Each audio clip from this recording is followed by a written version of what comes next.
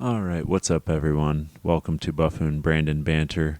This is your first episode, and I have a special guest with me today. I'm talking to Ruben Ryan, who's a local improviser here in Cleveland, Akron area. He lives in Akron area in Cuyahoga Falls, but he does improv regularly at Imposters Theater, which is where I officially met him. But you'll find out pretty quickly in this episode. We have a fun little backstory that I'll just let you find out there at the top of the episode. I had a really fun chat with Ruben. We talked about life, we talked about movies, we talked about art, we talked about improv, we talked about comedy, and we just talked about, whatever.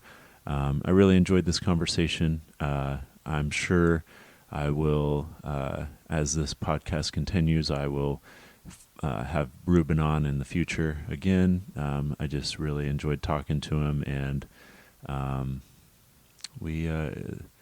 I could have continued to talk to him, but we were getting a little long on time, and he had to get to work. So I'm excited to do it again, but I'm excited for you to hear it. Because this is what's happening now, right? Don't talk about what's going to happen or what, just like an improv scene, don't talk about something else. It's not happening. Do the thing. Be the thing. So the thing is, this podcast and this intro, and I'm BUFFoonBrandon, and you can follow Ruben's YouTube show and podcast on YouTube at Ruben Uncut, and follow along any chance you get to see him do improv. He is one of my favorite improvisers that I've seen, and very funny guy, very smart guy, and we have a lot of interesting topics that we discuss. So give us a listen.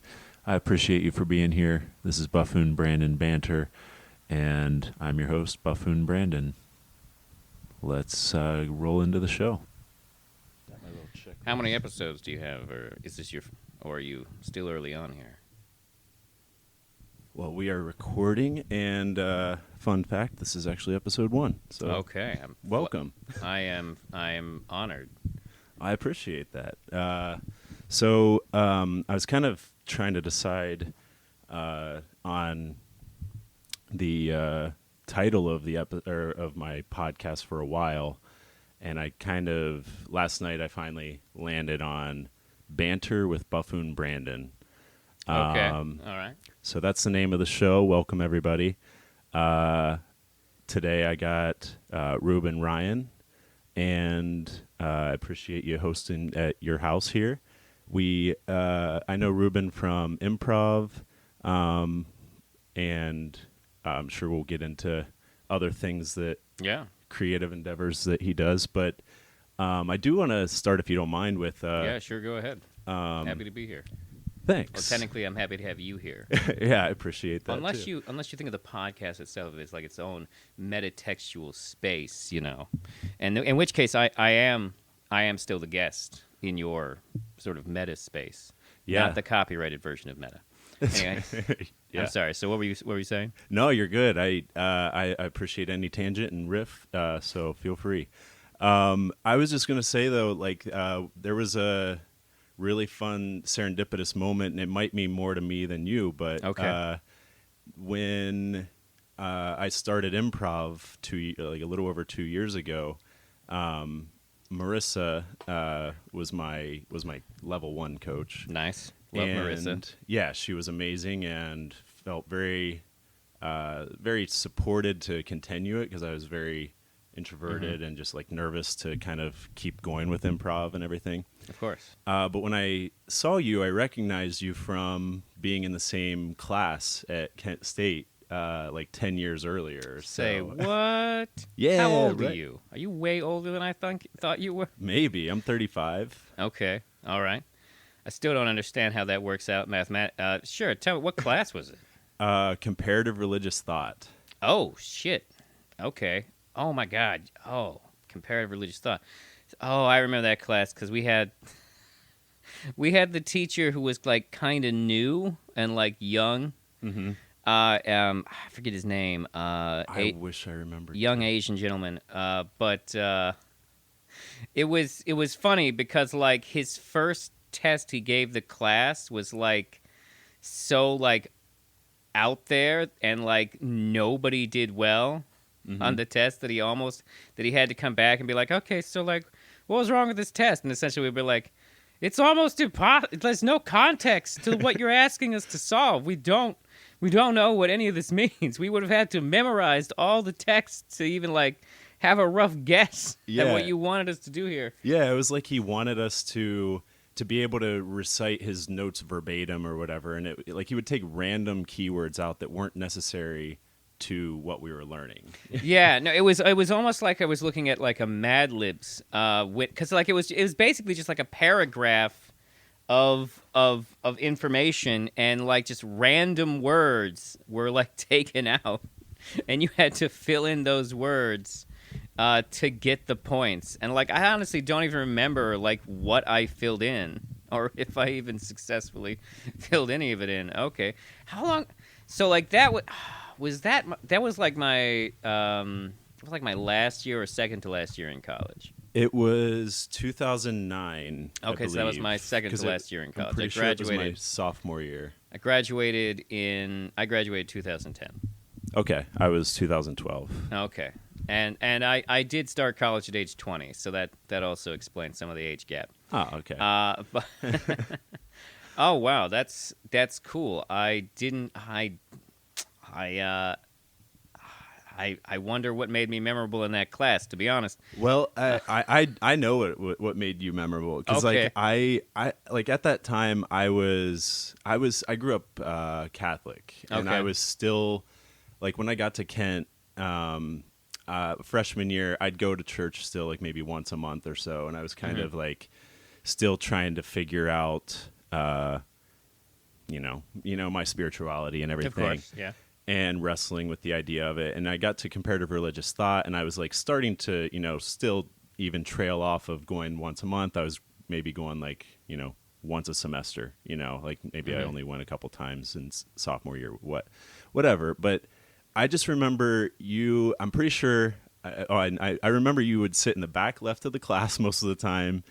And That sounds right. I just was always like, I always appreciated every topic you would bring up and how you would talk about it, because it was the way you spoke about philosophy and religion, just introduced thoughts and ideas that I had never considered. Okay. And I kind of resonated with them in a way that church never taught me. But I still was able to kind of, I feel like it helped guide me to my own path of understanding and everything. Because you were really challenging ideas, and the professor and other people in the class. And I just thought it was interesting, because I just never heard anybody talk like that. Because I grew up in Southeast Ohio, where like we're very rural, and everybody just goes to church, and that's just what they do without question, and so I didn't really have conversations like that with people.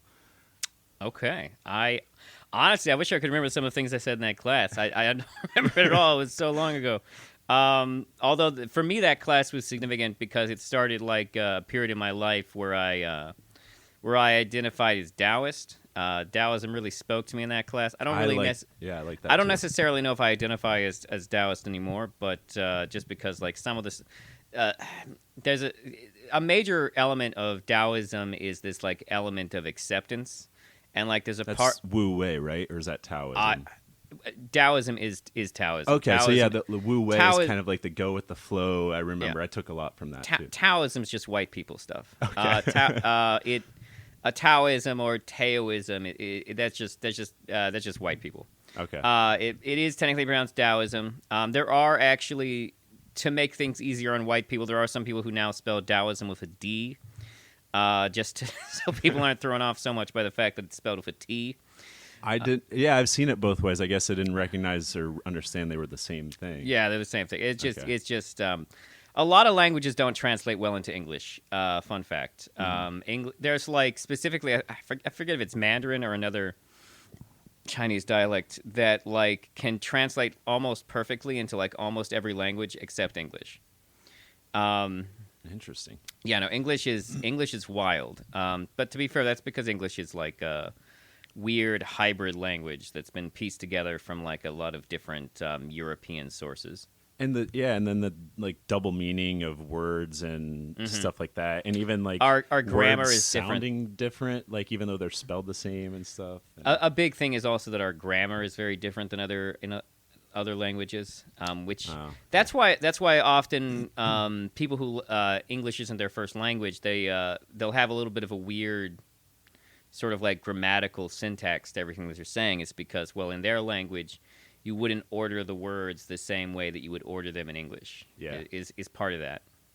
Yeah, yeah. So that's just like one of the annoying things about learning English. And then of course we have like the absurd number of words in English that are spelled exactly the same but are technically different words that have different meanings, and like even in some cases like different pronunciations, like tear, tear. It's yeah, it's pretty nuts. yeah. It like read and read, and like it's the same verb even kind of, Yeah. except just different tense, but it's spelled the same. Yeah, no, it's English is annoying. Yeah. Do you know any other languages? When I was small, I learned some German, but like I couldn't have a real conversation with you in German. Like my parents used to get these videos from the library. They were like cartoons designed to like teach you languages, and it was interesting because it wasn't like the situation where like a lot of language things you would get them, and then like there would be like people talking to you in both languages and like explaining it to you. These were like everyone, like throughout the video, the people would only speak in the language you were learning, and they were like, I got into these cartoons. The one that we watched the most was the German one, although we at one point did get the English tape, and it was interesting because they didn't all teach the same stuff. There'd be like sequences that weren't in the German one that were in the English one, to learn specific words and like stuff.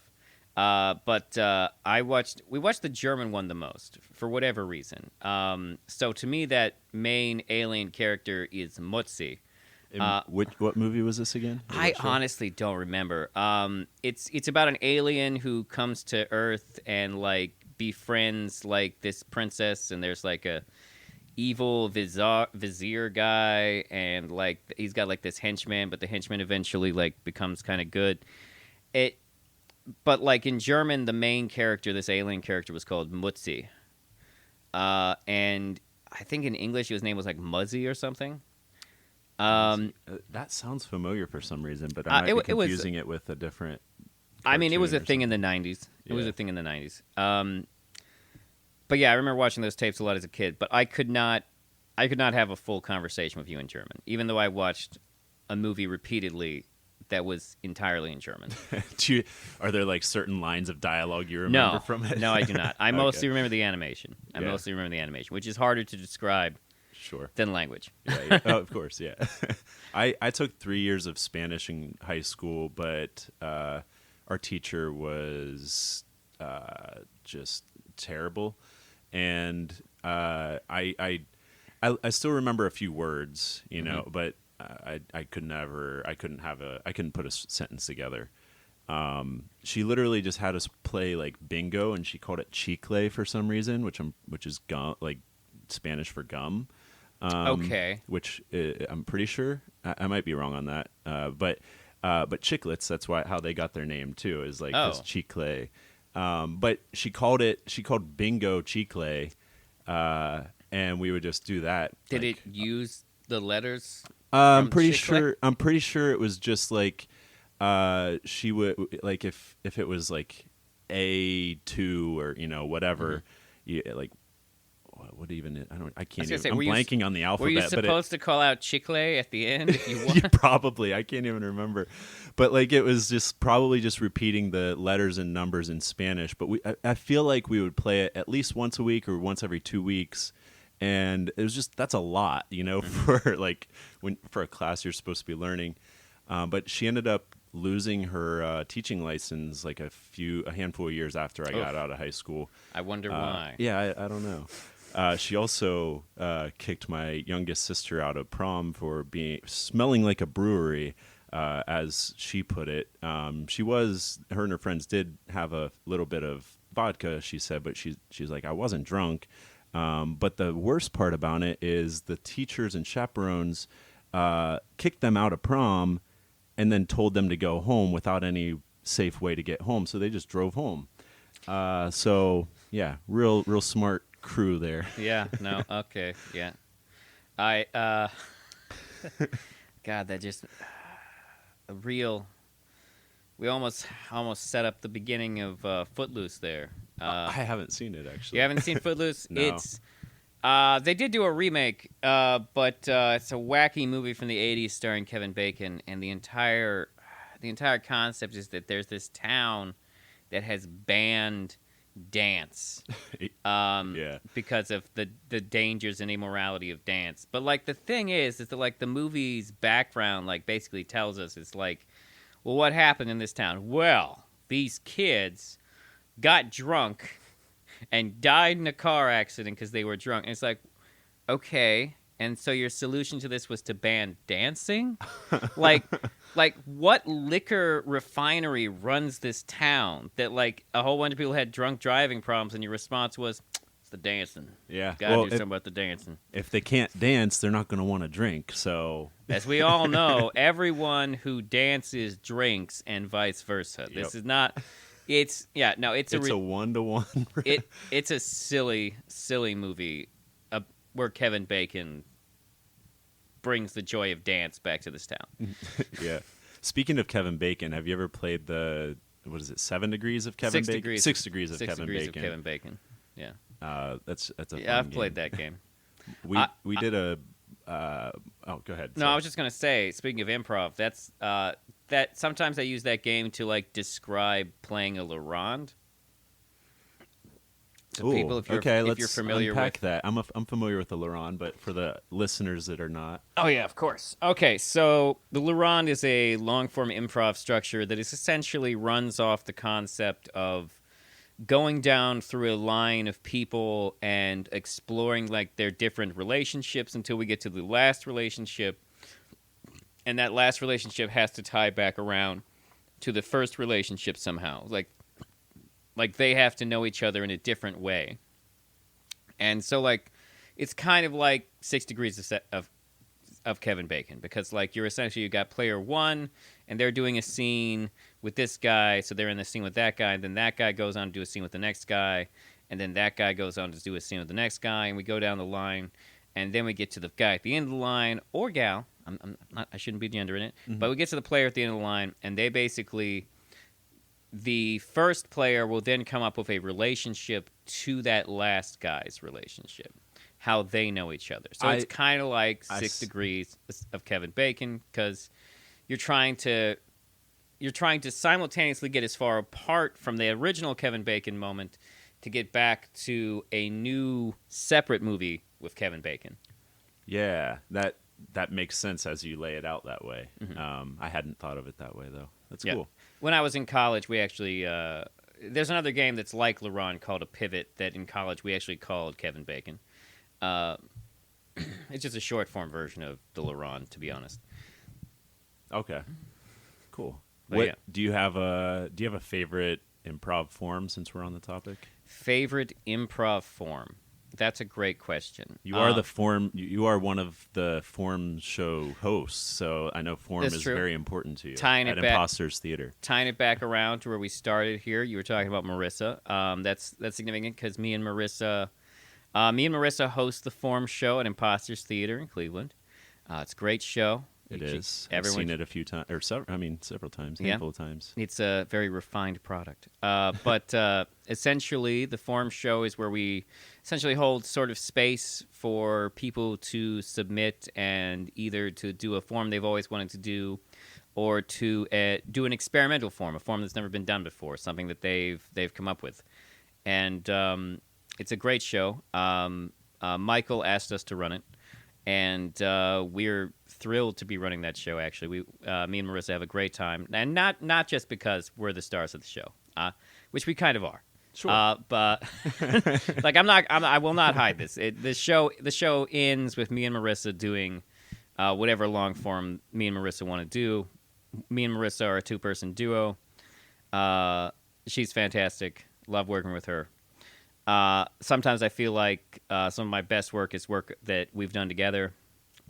It's good times. Yeah, I've always enjoyed the show. There are two. One specific form I remember that I really liked, and it was the first show that I saw of the forum show. And you guys were doing Time Hop or Time something. Was it and the it was one? a treehouse? Okay, yeah. We call that game Time and Space. Time and Space. Yeah, And it's essentially a herald where all the scenes have to take place in the same location at different points in time. So our A would be one set of characters in that location, and then our B would be another set of characters in that location, and then our C, of course, is another set of characters in that location. And it's fun because we can tie, because they all exist in the same place but not the same time. We can sort of tie in sort of elements from each of their different sort of different times and places and whatnot. Yeah. It's a very fun game. That was a game that we created as part of Just Go With It, which was our Akron long-form troupe for a long time. Just Go With It kind of still exists, except right now it's just me and Marissa, so we call it Just Us. I didn't realize. Okay, yeah. I know. Yeah, that's where we got Us. the name from. But Time and Space, we did come up with that one. Nice. That is actually a favorite of mine. I've really enjoyed a lot of the work I've done with Time and Space. It's a fun ride. Yeah, it is, and it reminds me of. And if we've already talked about this, I apologize, but I guess we haven't talked about it on here. But the movie called Here with Tom Hanks. Oh yeah, It kind of reminds me of that a little bit. Yeah, which no. happened after you had the form, so it's not like you ripped it Yeah. off. But Yeah. Oh my god, that movie. you saw it. I have seen that movie. Yeah, no. I ranked it as my worst comic book movie of the year. Wait, it was a comic book? Yes, Here is based on a comic book. I feel like we did talk about this then, but yeah, let's keep unpacking it. The audience should be filled in. Yeah. So Here, the movie of Tom Hanks is based on a comic book. That actually, the comic book originally started off as a small, like, I think it was a New Yorker cartoon or something, and then they expanded it into like a graphic novel. I've not read the book, but I think the format of the movie is really interesting because the format of the movie does remind me of doing improv. That being said, have you seen the movie Here? Yeah. I don't know how you felt about it. I kind of felt like they chose to focus on the most frustrating of the storylines. Like, my major problem is that the Tom Hanks family thing that takes up the majority of the movie, it's just so, like, it's just a bunch of boomer trauma. Like, the whole thing is just like one generation after another generation of giving up their dreams to have kids, and at a certain point it's like, Jesus Christ. Yeah, it's Like, very sad in that that aspect of it. And like the movie expects us to be like happy that at the end of the movie, like as old people, they're finally like living out their dreams. But it's kind of like, even that's kind of sad. And it's like it doesn't really make it better that like throughout the whole movie, like Tom Hanks' dad gave up his dreams to raise kids, and then Tom Hanks gives up his dreams to raise kids. I think there's even an implication that like his grandfather had done the same thing, and it's like. I in a way I kind of appreciate that they hit it real hard, because I feel like that is a problem with our society lately, is like so many people don't pursue their dreams and stuff. Because for me specifically, I wanted, like, back at Kent, like in 2012 or so, I remember talking to a buddy at a bar and be like, I want to do stand-up comedy. And I even found some old journal entries from around then. And I was talking about I'm planning to go to some open mics. I was writing stuff back then. and then it took me 10 years before I finally got on a stage to try stand up. Sometimes it'd be like that. Yeah. Sometimes it'd be like, but I do. Okay, this is a spoiler for the movie because I do want to say the thing that like irritated me the most. So like the thing about the movie that irritated me the most though is like kind of the way it ends, because like so as we go through their various storylines. Side note, also I really enjoyed some of the smaller storylines, like the black family who lives there during COVID, and the guy that didn't get enough airtime. That one did not get enough. Very short. Like, Yeah, that no, was it like would. 2 or 3 scenes. It felt like. Yeah, no, that one I felt like that one was underplayed. But also like the story, and I mean I understand that this one was like the comic relief story, but like I thought it was cute, and like honestly one of the more endearing stories is like the couple where the husband creates the lazy boy chair, The relaxy boy. yeah. No, I thought that was a cute, fun story. I did too. But the thing that bothers me most about the Tom Hanks story is the kind of the way it ends, because the way it ends is like him and his wife get separated at a certain point in the movie. And then, like, so she goes and she, like, lives out her dreams in Paris and stuff. And, like, she comes back for Thanksgiving one year. And, like, they're sitting there and they're eating and they're, like, reconnecting. And they have this moment where, like, she clarifies to him that they're not getting back together. But then at the end of the movie, as her dementia has set in, they are back together. And there's something, like, strangely, like, weird about that. Like, because the movie doesn't show us them getting back together. The last thing we are seeing while she is still cognitive is her being like, no, we're not getting back together. But then as she like collapses into her dementia, they are back together. And it's kind of like, I really wish that we could believe that, like, it puts this weirdness on their relationship. Like, would they have gotten back together if she didn't have dementia? Right. And like the movie doesn't show us them getting back together. So like so the last thing we're left with before we see them back together is this moment where she's like definitively saying, no, we're not going to get back together. And it's kind of like, that feels fucked up. I'm sorry. Yeah, no, I get it. I didn't clock that when I was watching it, but that I see what you mean, because it's like, does he feel like guilty and that's why he's trying to help, or is this like a and like how sad is this? You know, Yeah, like how consensual, I guess, even. Yeah, no, potentially. like exactly, because like when she was last cognitive, the last thing we heard when she was cognitive was that she did not want to rekindle that relationship. Yeah. And yet here we are at the end.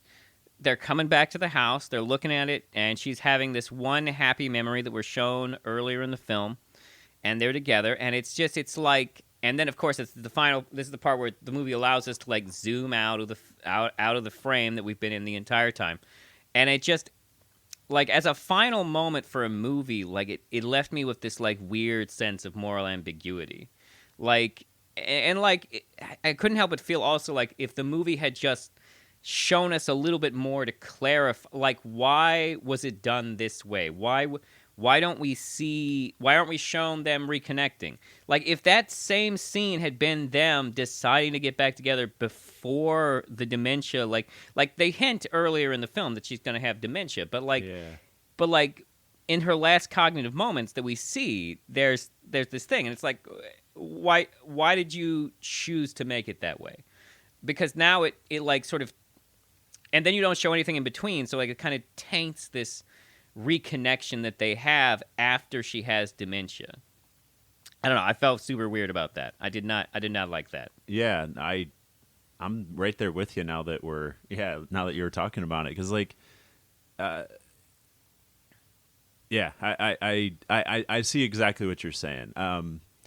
Going back to the Relaxy Boy. Oh yeah, yeah. One thing that I really appreciated about that specific thing was how much different the room was set up, because there's not a TV. Oh yeah, that's a good point. And I just thought that was just really fun to see, because it's like, oh yeah, like rooms are not set up around a TV when TVs don't exist, so it's just like random like corners of like just chairs and more books and stuff spread around, and this lazy boy or relaxy boy, whatever you want to call it, is just sitting in the middle of the room for no reason, you know. Like there's no reason for it to be anywhere else. Yeah no, Yeah, I really liked the Relaxy Boy story. I thought that was one of the cuter of the various plot lines that they were weaving in and out of. But like the other thing is that like a lot of the other storylines do feel like they are more just like they never feel as integral as the Tom Hanks story, which like takes up the vast majority of the film. And I don't know. I almost wish that there was less of it. I almost wish that there was less of that story, or like at the very least at the end, like tie it up better. Reorder the Like reorder the narrative a little bit. like or even just change the scene where like they're reconnecting. Maybe give us more. Maybe instead of a definitive "we're not getting back together," give us like some hope that they might get back together. Like, because like it just having it be that way did not sit well with me. Did not care for that. Yeah, I'm right there with you. And I feel like it's an easy fix. Robert Zemeckis, what are you doing? I remember like seeing previews to that movie a couple years ago or a year ago or wherever whenever it was before it came out. I think it was last year. Yeah, and I was excited about it. But then I just never heard about it, and on a whim of like a couple months ago, I decided to look it up. I was like, "Oh, did this come out yet?" And I found it, so I watched it. And I would say I didn't love the movie. I liked it. I thought it was like I like any movie that's like has a unique approach to filmmaking, and that's the first time I've ever seen this done. A lot of critics were down on the format, but the format actually was my favorite part of the movie. I that made it more interesting to me. My major thing was actually just some of the stuff from the Tom Hanks storyline. I didn't care for. Yeah. But like I do actually think the format is cool, and the format absolutely does remind me of improv. It reminds me of improv games a lot. Cuz like improv games are sort of structured like that, where we see like this back and forth, these movements from these different points in time. I thought that's the Ben Franklin's what I forgot about Ben that. Franklin's like family member having a house across the street was also an interesting part of the story. Yeah, but and they hinted at it pretty hard. I don't remember if they actually said his name. Maybe at the end they finally did. They clarify that it's Ben Franklin. Okay, but like Ben Franklin doesn't live there. Like his nephew or cousin. I forget how they're related to Ben Franklin, but they live across the street. And there's a scene where like Ben Franklin is there, and he like not really there because like he's outside because like it's the house across the street, so we never see inside that house. But they're just little moments, Yeah, and it was cool too because they even like went to like prehistoric times, like with the dinosaurs and like the bubbling muck and stuff like that. And so it was just like a really leaning into the idea that this is a point in space and all these different things happen, in this point in space, just like other places, other points in space. And the very small, but the Native American romance that plays out there. You'd almost forget that one was there, but it is. It's there. Yeah, that was like a quick, little beautiful one too. That was cool. Yeah, they only ever touched on that one in very short segments, but yeah, I like the idea of the film more than I like the stories that the story that the film actually chose to tell. If that makes sense. Yeah, I mean, and like in a way, like because maybe another movie has tried to do something similar from a point. If there is, I don't know about it, but. I mean, that's one of the beautiful things about art in general is just like coming up with a new novel idea. It can inspire someone else to, make their own spin on it. And that second thing might be the thing that is, better or, or just, it doesn't have to be classified as better, but just like different or, somebody, it's just like the continuous movement of art or, whatever. Yeah, no, sometimes we really can't. Sometimes the only real way to measure the impact of art is like to see like what was inspired by it and whatnot.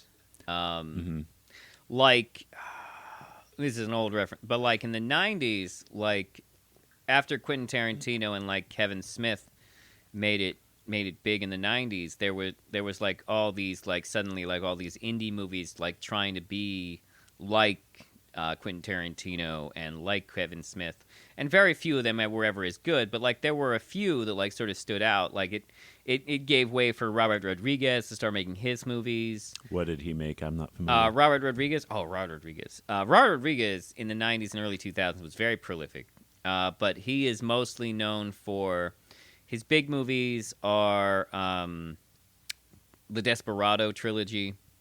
I haven't seen those. That includes what is the first one called? It's El Mariachi is the first one. Are these westerns? The first movie is these are technically, I mean, I guess you could classify them as westerns, but they take place in contemporary time period. The first movie is about a El Mariachi player whose girlfriend is killed by like a drug lord, and so he seeks revenge. And it was made for like $7,000 in Mexico. And then the sequel, or technically sort of pseudo remake, is Desperado, which stars Antonio Banderas.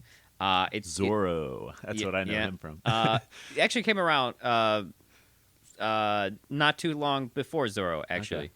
Okay. But Desperado's worth a watch. I will tell you that. But there's a third movie in the series called Once Upon a Time in Mexico, which is like the bigger. I can't say totally bigger budget, because the thing that Robert Rodriguez was known for a long time was like making movies that looked like they had higher budgets than they actually did.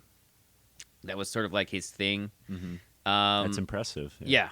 But technically for him it was the higher budget movie, and it had like a whole bunch of people in it. Like obviously it had Antonio Banderas came back, but it also had Johnny Depp.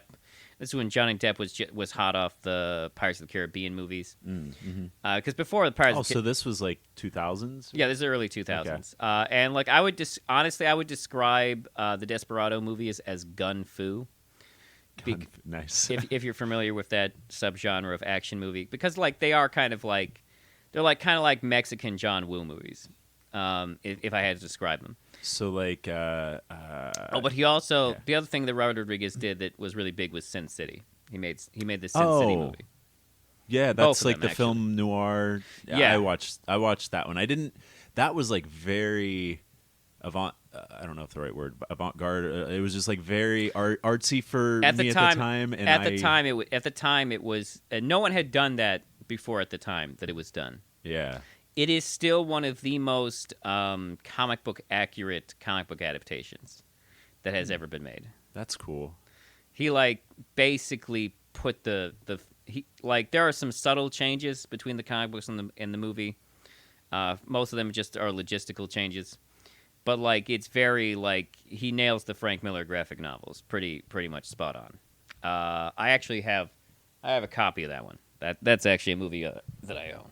Oh, cool. Love that. But my point is that like a lot of these good art normally inspires imitators, and sometimes the imitators surpass what they're imitating, and sometimes they don't. Very few of the people who were sort of aping Quentin Tarantino's style were as successful as Quentin Tarantino. But like there are a couple of standouts like Robert Rodriguez and Guy Ritchie. But like the thing about them is that even though they benefited from the influence of Quentin Tarantino, they also had distinctively like their own things going on. Like Robert Rodriguez had his own things, and also Robert Rodriguez was actually friends with Quentin Tarantino. Mm-hmm. Quentin Tarantino actually directed one scene in Sin City for $1. And that's fun. And Robert Rodriguez directed like a scene in one of Quentin Tarantino's movies he did the sound mixing for one of Quentin Tarantino's movies for $1. Because they were good friends, and then they made the movie. They made the duo feature Grindhouse together. I haven't seen that, but is that the movie, or the movie that has like a woman that has like a gun as a leg or whatever? That's Robert Rodriguez's part of that's his part of Grindhouse called Planet Terror. And actually, like, it is a travesty. Here's the travesty of Grindhouse, is that Grindhouse was released in the movie theaters as one movie. It was two halves with a bunch of fake trailers both before and in between. And the two movies were Planet Terror and Death Proof. Okay. And they were released as one movie in theaters as a air quotes double feature sort of meta film. They have never been released in that format. They have always been released separately, and that I think is a travesty. That's Uh, yeah. Why would they do both? Why wouldn't they just stick to one way or the other? I guess. The film was meant to be this thing, and it was tragically did not nearly make it bombed at the box office, which is a shame because Planet Terror is great. Death Proof starts good and it ends good, but there's like a serious lag in the middle where you're like, oh god, Tarantino, I haven't seen Vanishing Point. Please stop talking about Vanishing Point, Quentin Tarantino. We don't give a fuck. This entire scene around this table is meaningless. But I haven't seen it, but yeah, that's. it's an interesting movie because it exemplifies a lot of Tarantino's like worst habits. But it is hard to deny that like the ending of the film is very satisfying. If you can stick out the like lag in the middle. I'm not. Yeah, I can usually watch anything. There's not really. There have been a couple things that I stop here and there, and there's only one movie that I ever walked out of, and I didn't love it, but I would have stayed if my buddies hadn't been like, let's just fucking leave. What movie? It was I'm blanking on it. It was Johnny Depp and Angelina Jolie. Okay, I haven't seen this movie, but I know what movie you're talking about. It's called The Tourist. The Tourist, yeah, that's what it was. I have not seen it. It's supposed to be terrible. Yeah, I don't know. Maybe I didn't have like a gauge on stuff like that, and I even still today I'm not like super critical on things. I still like most things for or at least I can appreciate it for what it is, even if I don't love it. But yeah, it's I don't know. It's weird that way. In my opinion, it's better for a movie to be bad than boring. Yeah, 100%. Because I've seen some bad movies that I still am entertained by. Yeah, like The Room. That's a bad movie. No, exactly. But it's funny. No, exactly. Because the thing about when entertainment is boring, it means that it's failing to do the one thing that entertainment is meant to do, which is to elicit some sort of engagement or sense of meaning. Mm-hmm. And so, like when you're watching a movie and it's boring. And like it's just dull. Because like here's a fun linguistic fact. The word boring essentially means someone is bored when they have lost all sense of meaning. Like to say something that's boring, what that means is that it has no meaning. If something is boring to you, it means it has no meaning to you. It is not connecting with you in any way. Mm-hmm. To be bored is to have a lack of meaning. Just total disconnection from it. Yeah. Which is actually slightly different than the definition of dull, which dull just means to be uninteresting. But like, because something could technically be meaningful, but also be dull. Yeah, like a super dense scientific paper, something. Yeah. But yeah, the worst thing a movie can be is boring, which is why sometimes I just enjoy. Sometimes I enjoy watching movies that are divisive or controversial for some reason, because it's at least I know I'm not going to be bored. I'm kind of going to have some type of strong opinion afterwards, and like sometimes I feel like I get more enjoyment out of complaining about a movie than maybe necessarily I did out of watching it. And you know what? I don't think that is a totally. I feel like that is just as. I feel like there's something just as sort of meaningful to that as well. Like, if you can hate a movie, at least the movie was worth thinking about at all. Yeah, 100%. And I mean, kind of going into off a little bit of a tangent here. Have you seen movie 43? Yeah, I've seen movie 43. All right. So real quick to explain the tangent or how I got. So you're talking about like the grindhouse and stuff like that, and like how like it's like it's split up differently, and it being interesting. Movie 43 got really bad reviews. Yes. And this was a movie. I don't remember how it got onto my radar, but I remember getting excited about it, and I went to the theater to see it.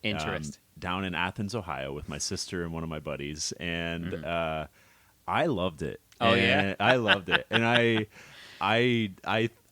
because like I had an idea, and I didn't even like I'd seen sketch comedy, but I didn't really know the term for it. Do you know the story of how that movie got made? No. It's actually insane. So the movie is made by one of the Farley brothers, technically, even though it actually has multiple directors. Related to Chris Farley? No, I'm sorry, maybe it's pronounced the Fairley brothers. The guys, these guys were big in the '90s. Their biggest hit, or the movie they are most famous for, is "There's Something About Mary." Yeah, but they also made movies like Me, Myself, and Irene, Stuck on You, a bunch of other things. There's actually a lot of anything, Shallow Hal. There's a lot of things that are actually very interesting about them, comedically and as directors. But the reason they made movie 43 was because one of them was sick of parody movies. Because this was during the time period where they were making like all the like Scary Movie had happened, and then they were the sequels, but they were also like all these terrible Date movie, Meet the Spartans, Disaster Movie is the one that everyone references. Epic Movie, just like these terrible movie parodies where like they basically just were like putting movies in a blender and just throwing them on. And so he wanted to make a movie that was like a stance against those. And so he started making this movie. And the tricky thing was, though, is that like it actually took him a really long time to make, because he would basically just be cashing in favors, where he'd be like, hey, you're a friend of mine who's a director. I want you to make shoot basically a sketch for this movie. And like James Gunn even directed one of the ones for it. And Paul Thomas Anderson, I just learned, did one too. And we can get into this, but I just recently watched There Will Be Blood for the first time. It's a good flick. But yeah, it's a good flick. But yeah, no, so all these different directors came in and they made these things, and a lot and like even a lot of the actors in it were people like favors were being cashed in. Like that makes sense. The cast is fucking amazing. Yeah, no, it's an incredibly stacked film for a movie that is reviewed so badly and widely disliked. And from the sound of it, like not necessarily everyone involved like really wanted to be there. But it's because like a lot of them were there because favors were being cashed in and people were being like pulled in, or like someone would be like, "Oh, what, that director's working on? Okay, well I trust that director." And then they'd come in and they'd be like, "I'm sorry, is this a scene where Hugh Jackman just has testicles on his chin? That's what we're doing here? Okay. And so like that was the whole movie, but and it was widely hated. It's a widely hated film. Yeah. Although, believe it or not, there is actually a worse knockoff of that movie. Really? It came after? They came out around the same time, but like it's kind of the same principle. It's a similar concept, which is that it's a movie where it's really just a bunch of sketches, and it's called Inappropriate Movie. Inappropriate movie? Inappropriate, because it's meant to be. The idea is that you're watching it. There are a bunch of sequences that you're watching on an iPad, and. There was actually a version of movie 43 that was similar. Like it didn't have Dennis Quaid's character in it at all. It was a different glue, I guess, between scenes, and it was these three kids in a room just looking up random shit online. And I didn't like that version at all. Like, okay. It was terrible.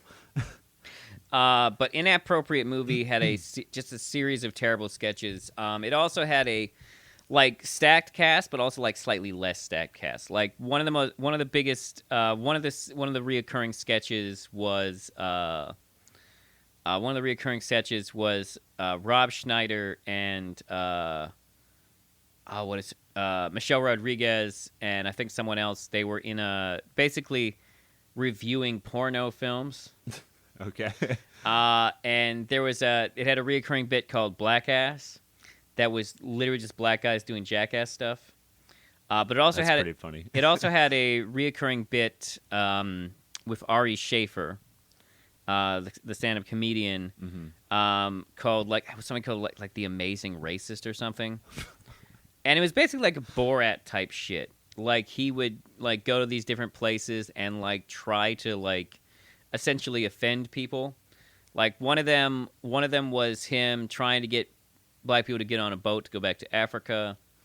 And another one of them was him going into a Jewish store. I forget what it was. It was something like a Jewish grocery store, and he was trying to get them to sign up for like, I want to say like plastic surgery or something. I can't remember exactly what it was. But Ari Schaefer gets away with that one because he's Jewish. But the thing is that like it was interesting because he's trying to do like a Borat thing where he's like trying to get these reactions out of audiences, but like the thing is that the whole time I'm watching I was just like, oh, now I get how Sacha Baron Cohen is good at this Because you saw because I saw essentially a worse version of it. And it's like, oh, and like it really made it clear it's like what Sacha Baron Cohen is doing is actually Sacha Baron Cohen's really doing good at what he does and is very skilled at it, and this is just like not good.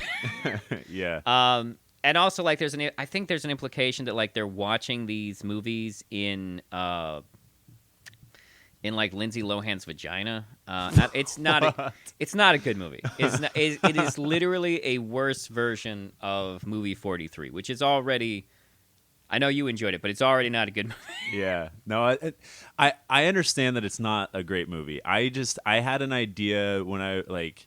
For a movie, and I didn't know what it meant, but in my head I pictured a movie that none of the scenes really made sense together, but there was like some kind of glue that you could kind of mix them together, and I was like, I want to make something like that someday. And then when I saw movie 43 coming out, I was like, they fucking stole my idea. And I like for people who don't know, the connective glue in movie 43 is Greg Kinnear holding a movie producer hostage and just pitching him movies after movie after movie. Is Greg Kinnear Dennis Quaid's character name?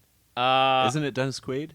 I thought Dennis. Or do I have it backwards? Is Greg Kinnear the movie producer and Dennis Quaid is the guy holding him hostage? Dennis Quaid's the guy holding him hostage. Yeah. Okay, I don't know who Greg Kinnear is. I think Greg Kinnear is the movie producer. All right. Yeah. Greg Kinnear's in a lot of stuff, especially a lot of Farley Brothers stuff. But I definitely recognized him, but I just didn't really know who he was. One of my favorite lines from the movie is, how'd you even get onto the lot? And he's like, oh, I blew the security guard. He's like, I don't remember the name. He's like, Gary's gay? He's like, no, he fought me the whole time. It's like, wait, what? That doesn't make logical sense, but whatever. But I mean, the movie doesn't make logical sense, so it did kind of make logical sense in that aspect. Mm-hmm. Yeah. I don't know. I've had an idea to try and make a movie 44, or maybe it would call movie 43 or 34. I don't know. So you might want a new title. Another version. You might want a new title. But I think it'd be fun. Yeah, that's. I'm glad that you saw that, because I don't meet too many other people that have seen movie 43, and I really did. I'm drawn to controversial films. There's a certain amount of me that is curious, and there's a part of me that always wants to be like, I want to be able to. People say they hate this. I want to be able to have my own opinion. I want to be able to form. I don't want to just say I hate a movie because other people hate a movie, which is why I had to watch Borderlands. Is that so? That's based on the video game, right? It's based on the video game, yeah. No, it's. I always wanted to play that because it was so many gun variations. Yeah, the games are pretty good. I never played. The games are pretty good. It's the Borderlands video games are basically like someone was like, what if Diablo was a first-person shooter? And that is essentially what they are. I didn't play Diablo either. Diablo is an action RPG that involves randomly generated items and stuff. Okay. And so like there's just a vast variety of looting that you can do.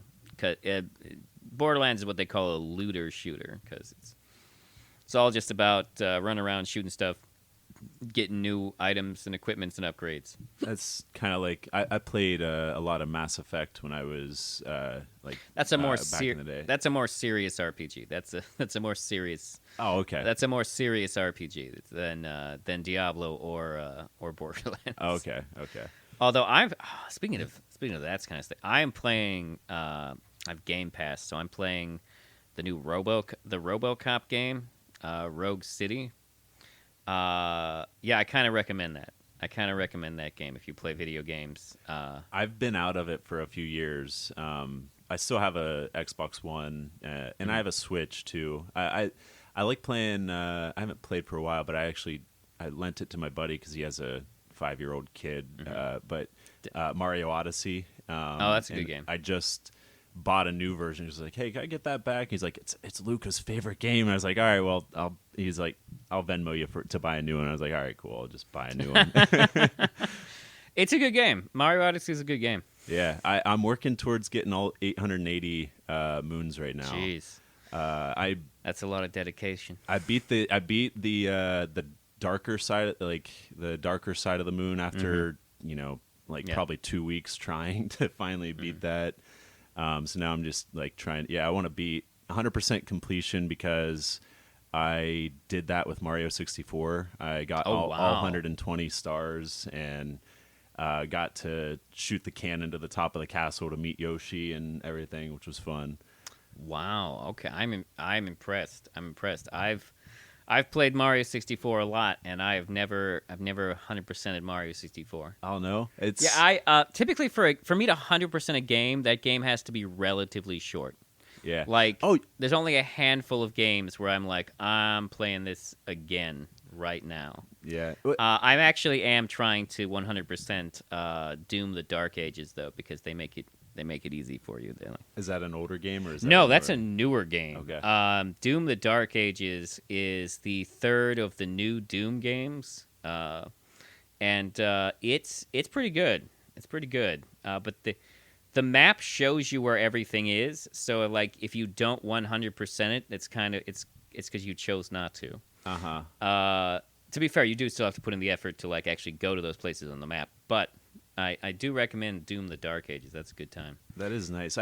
One of the things that slowed me down with Mario was not knowing like where all the Odyssey, not knowing where all the purple coins and stuff were. Yeah. But I found out online that if you get like the amiibos or whatever, that it'll tell you where they are basically. Okay. And so instead of paying a crazy amount of money for the amiibos, you can go on eBay and you can get 10 of the Mario Odyssey cards for $15, and that it's just like basically a credit card looking thing that scans the same whatever code or whatever for the Switch. Interesting. Definitely would recommend if you're into Mario Odyssey for that and want to complete it. The reason I brought up the RoboCop game is just because the part of the RoboCop game that I was not expecting is how much RPG stuff is in the new RoboCop game. Like it's a first-person shooter, but like I got into the game and I was suddenly like, there's side quests and like character options and like story and like dialogue choices that you're making through it, and like there'll be parts where you'll be talking to people and it'll be like, they'll remember that they appreciate that you supported them, or you have chosen to serve the public trust, and like there's this whole thing where you can choose to play RoboCop as like more like humanitarian or like more aggressive law enforcement.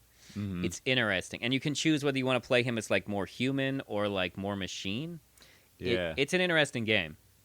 Sounds cool. Go ahead, finish your. No, I was gonna say if you have Ultimate Xbox Game Pass, you can play it on your Xbox One with cloud gaming. Okay, that's so.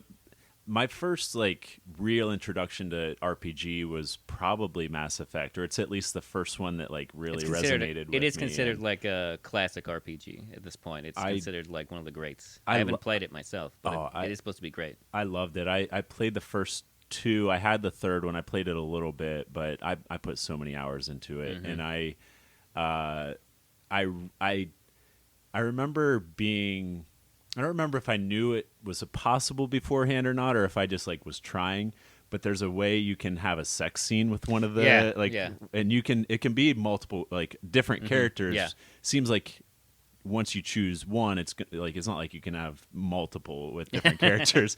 But I remember there was like this hot blue alien that I was like putting the time into and everything, and then they had their sex scene and everything. It was like, oh, it's happening, and it was like like a fun moment for a video game. Mass Effect allowing you to have romantic partners was, and also the fact that you can choose your gender and also like if you want to have cool a same-sex romantic partner. That's possible in Mass Effect also. I didn't even you didn't even consider that.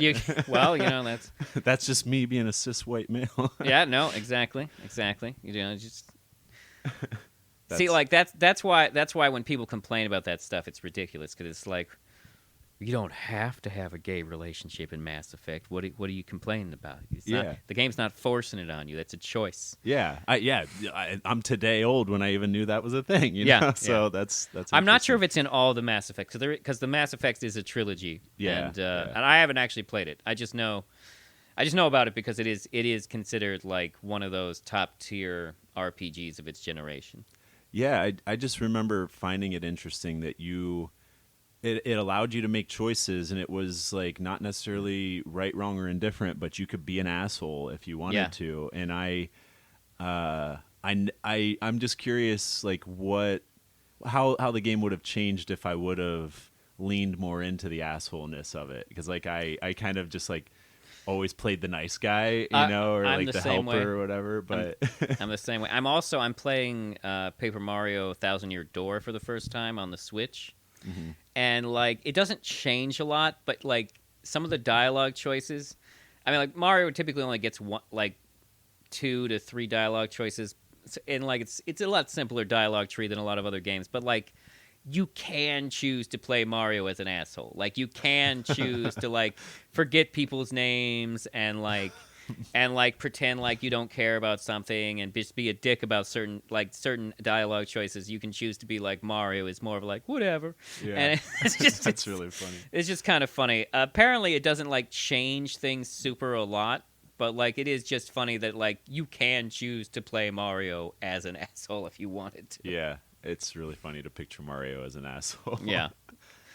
I love that movie, by the way, too. Like the Super Mario movie. The Super Mario Brothers movie was very fun. Honestly, it probably is one of the best movies based on a video game.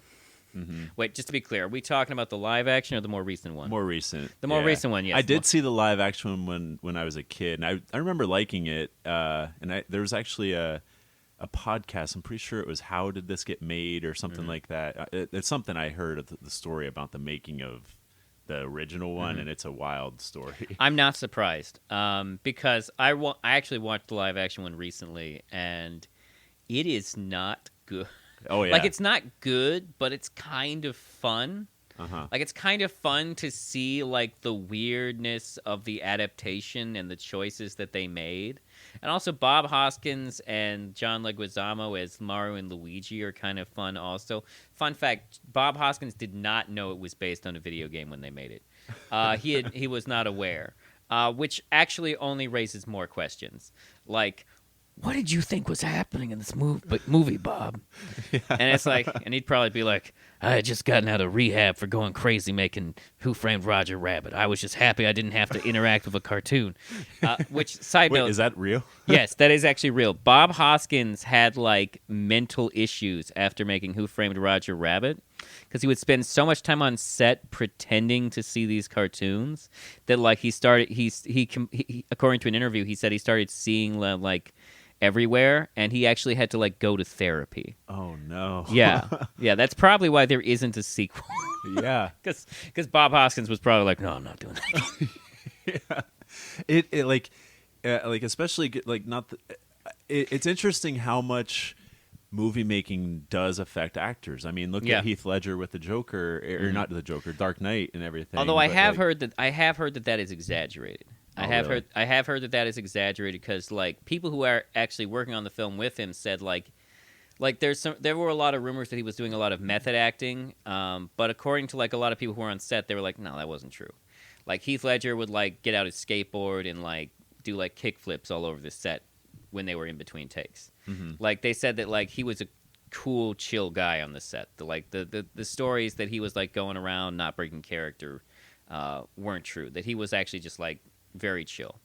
Not like certain other Joker actors.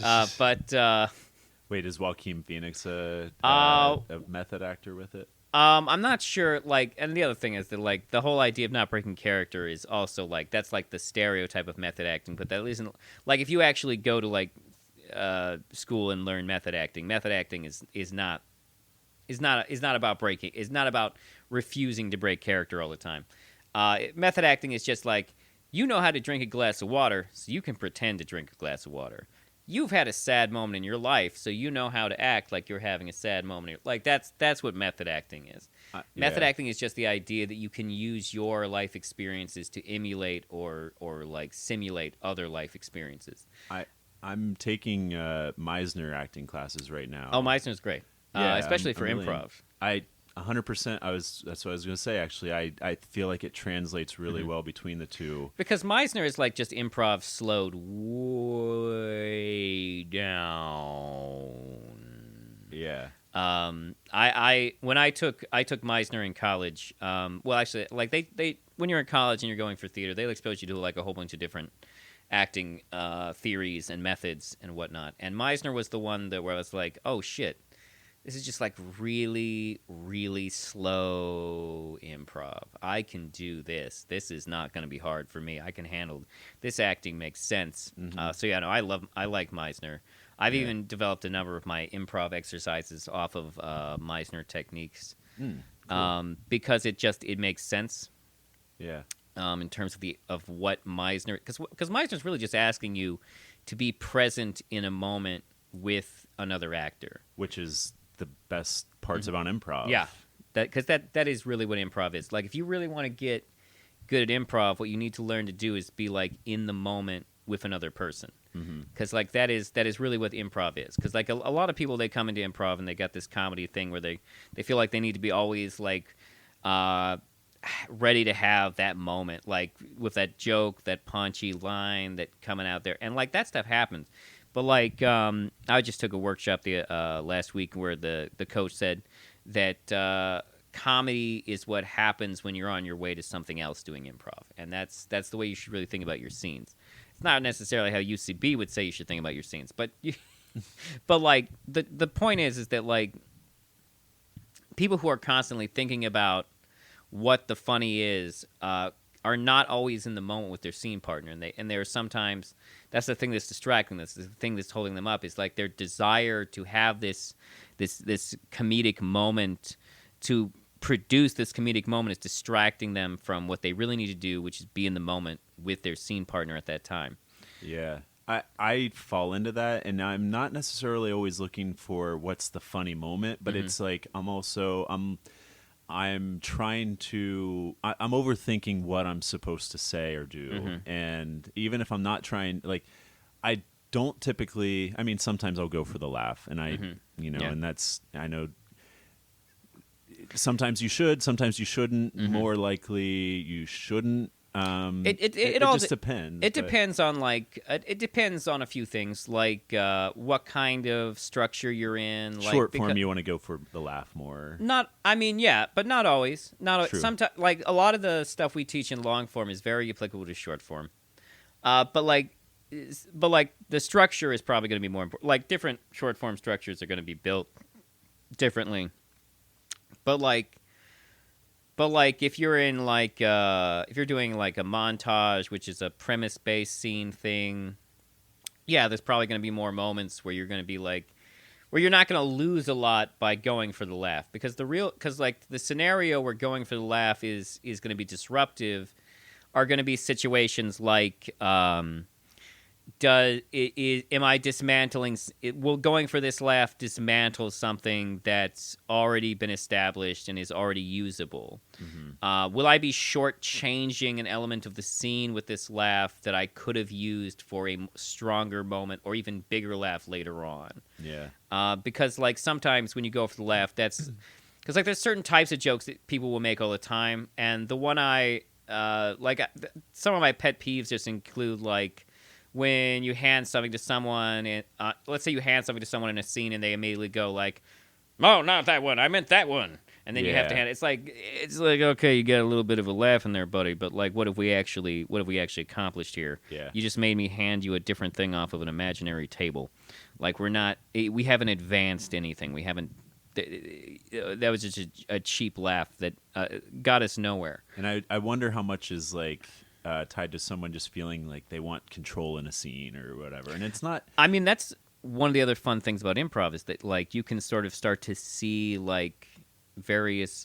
If you watch a person do improv a lot, and you can start picking out pieces of like their thought process or their personality. Mm-hmm. Sorry, I didn't mean to cut you off there. No, you're good. One of the so in the I auditioned for a house team 2 weeks ago, I believe, Mm-hmm. and didn't get it. It's fine. I had a couple rough days. They were very feeling about competitive auditions. Oh, that's what I heard. There was a That's lot what of I people heard. audition. But one of the scenes, and I got notes from Tracy Cubble, and I appreciated all the notes that I got. But one of her notes was I came out in a scene and I was a telephone pole. And I just stood straight up, arms up. I didn't move, and I wasn't even going to say anything initially. Someone stapled like flyers and stuff to my side, and I didn't react like it hurt or anything. And then they talked to me, so I decided I was going to talk back, and I just was a telephone pole. But then I made a joke about a dog coming by and peeing on me. Okay. And Tracy mentioned in her note, she's like, you shouldn't have said anything about that because you basically burned the opportunity for someone else to come by as a dog and pee on you, you know? Like, yeah.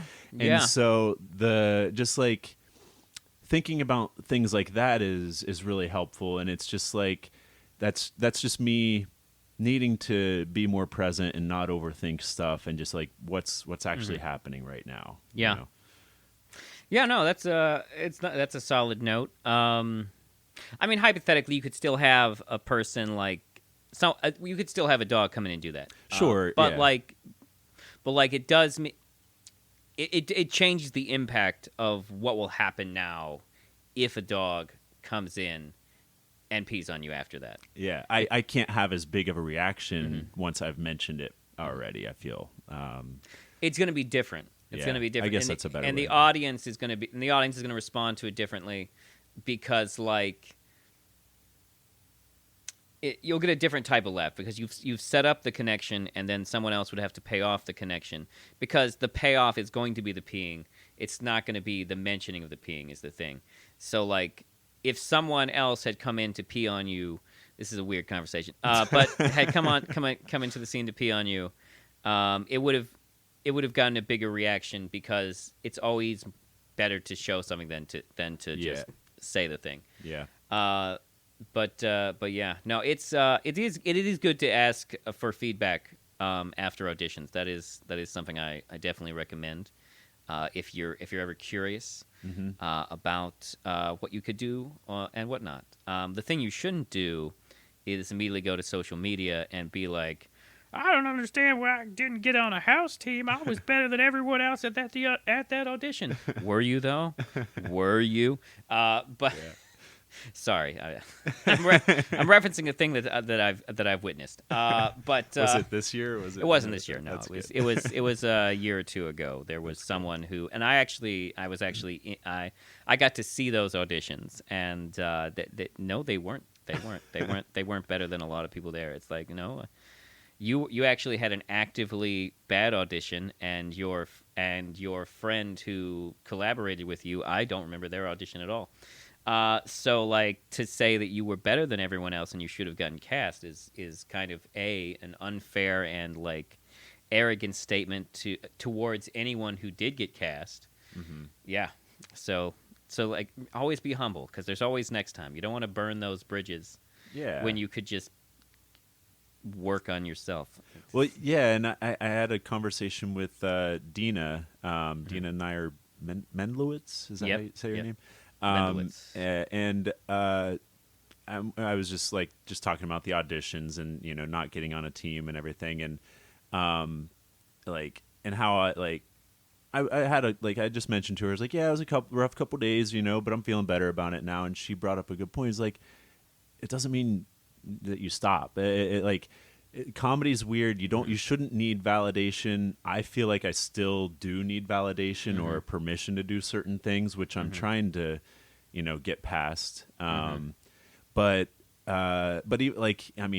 just to kind of break the fourth wall here a little bit, I bought this podcast equipment a couple months ago, and I've been wanting to get it up and started and everything, but I kind of was dragging my feet for a while, and I'm impressed. You have a solid selection of equipment here. Thanks. This is a much more professional setup than I do for my podcast. Well, thanks. I found a list on Reddit, and one of my buddies is a audio guy, and so I kind of ran a few ideas behind him. And I recently sold my house, so I made a little bit of a profit from that. I was like, I want to do this podcast. I want to go all in. I want to get, it's a nice setup. I could still improve, eventually, but for now, I think it's great, and I like the portableness of it. Because one of the ideas I've had is I grew up in Southeast Ohio, like I said, and so a lot of the people I grew up with are, it's a very red county. And I want to be able to go down there and, talk to people that I was friends with or whatever. I'm going on a big tangent here. Sorry. You're good. But I want to be able to have conversations with people that have different ideologies and stuff, because I can still have regular conversations with them. And I feel like that's a connection that our country and world is kind of missing right now with manufactured divisions and stuff like that. It's just... that was a tangent. I didn't mean to go down, but you're good. You're good. It's your show. You go on all the tangents you want, sir. That's true. Yep. Cool. But yeah, no, I'm. You got a solid setup here. It's much more professional than the show I put on. Thanks. Yeah, tell me about your show. Yeah, sure. I do a show that is on Spotify and YouTube. Technically, it's on a bunch of other podcast platforms also, because of the way the Spotify works. But it's called Ruben Uncut, and I do. It used to be all audio, but now it has video, because as you see, I have this green screen sitting in my living room here. Yep. Which was a choice I made when I started moving to YouTube. And I kind of like it, but I also kind of hate it. Because YouTube gets a lot more exposure, but at the same time, it limits what I can do, because now I have to be able to visually do the thing. I used to do a whole bunch of wacky audio-only stuff on my show, which you can still check out on Spotify. It's sort of something I do to try and force myself to always be working on something, sort of always be developing some type of creative muscle. Also, it's a great autistic outlet for my complaints with the world.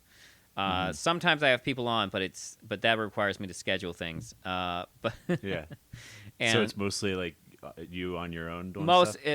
I mean, there are plenty of episodes where I have guests on and I talk to them about things. I've actually interviewed 2 people running for local office, which was cool. Oh, cool. Although, to be fair, those don't get the big numbers.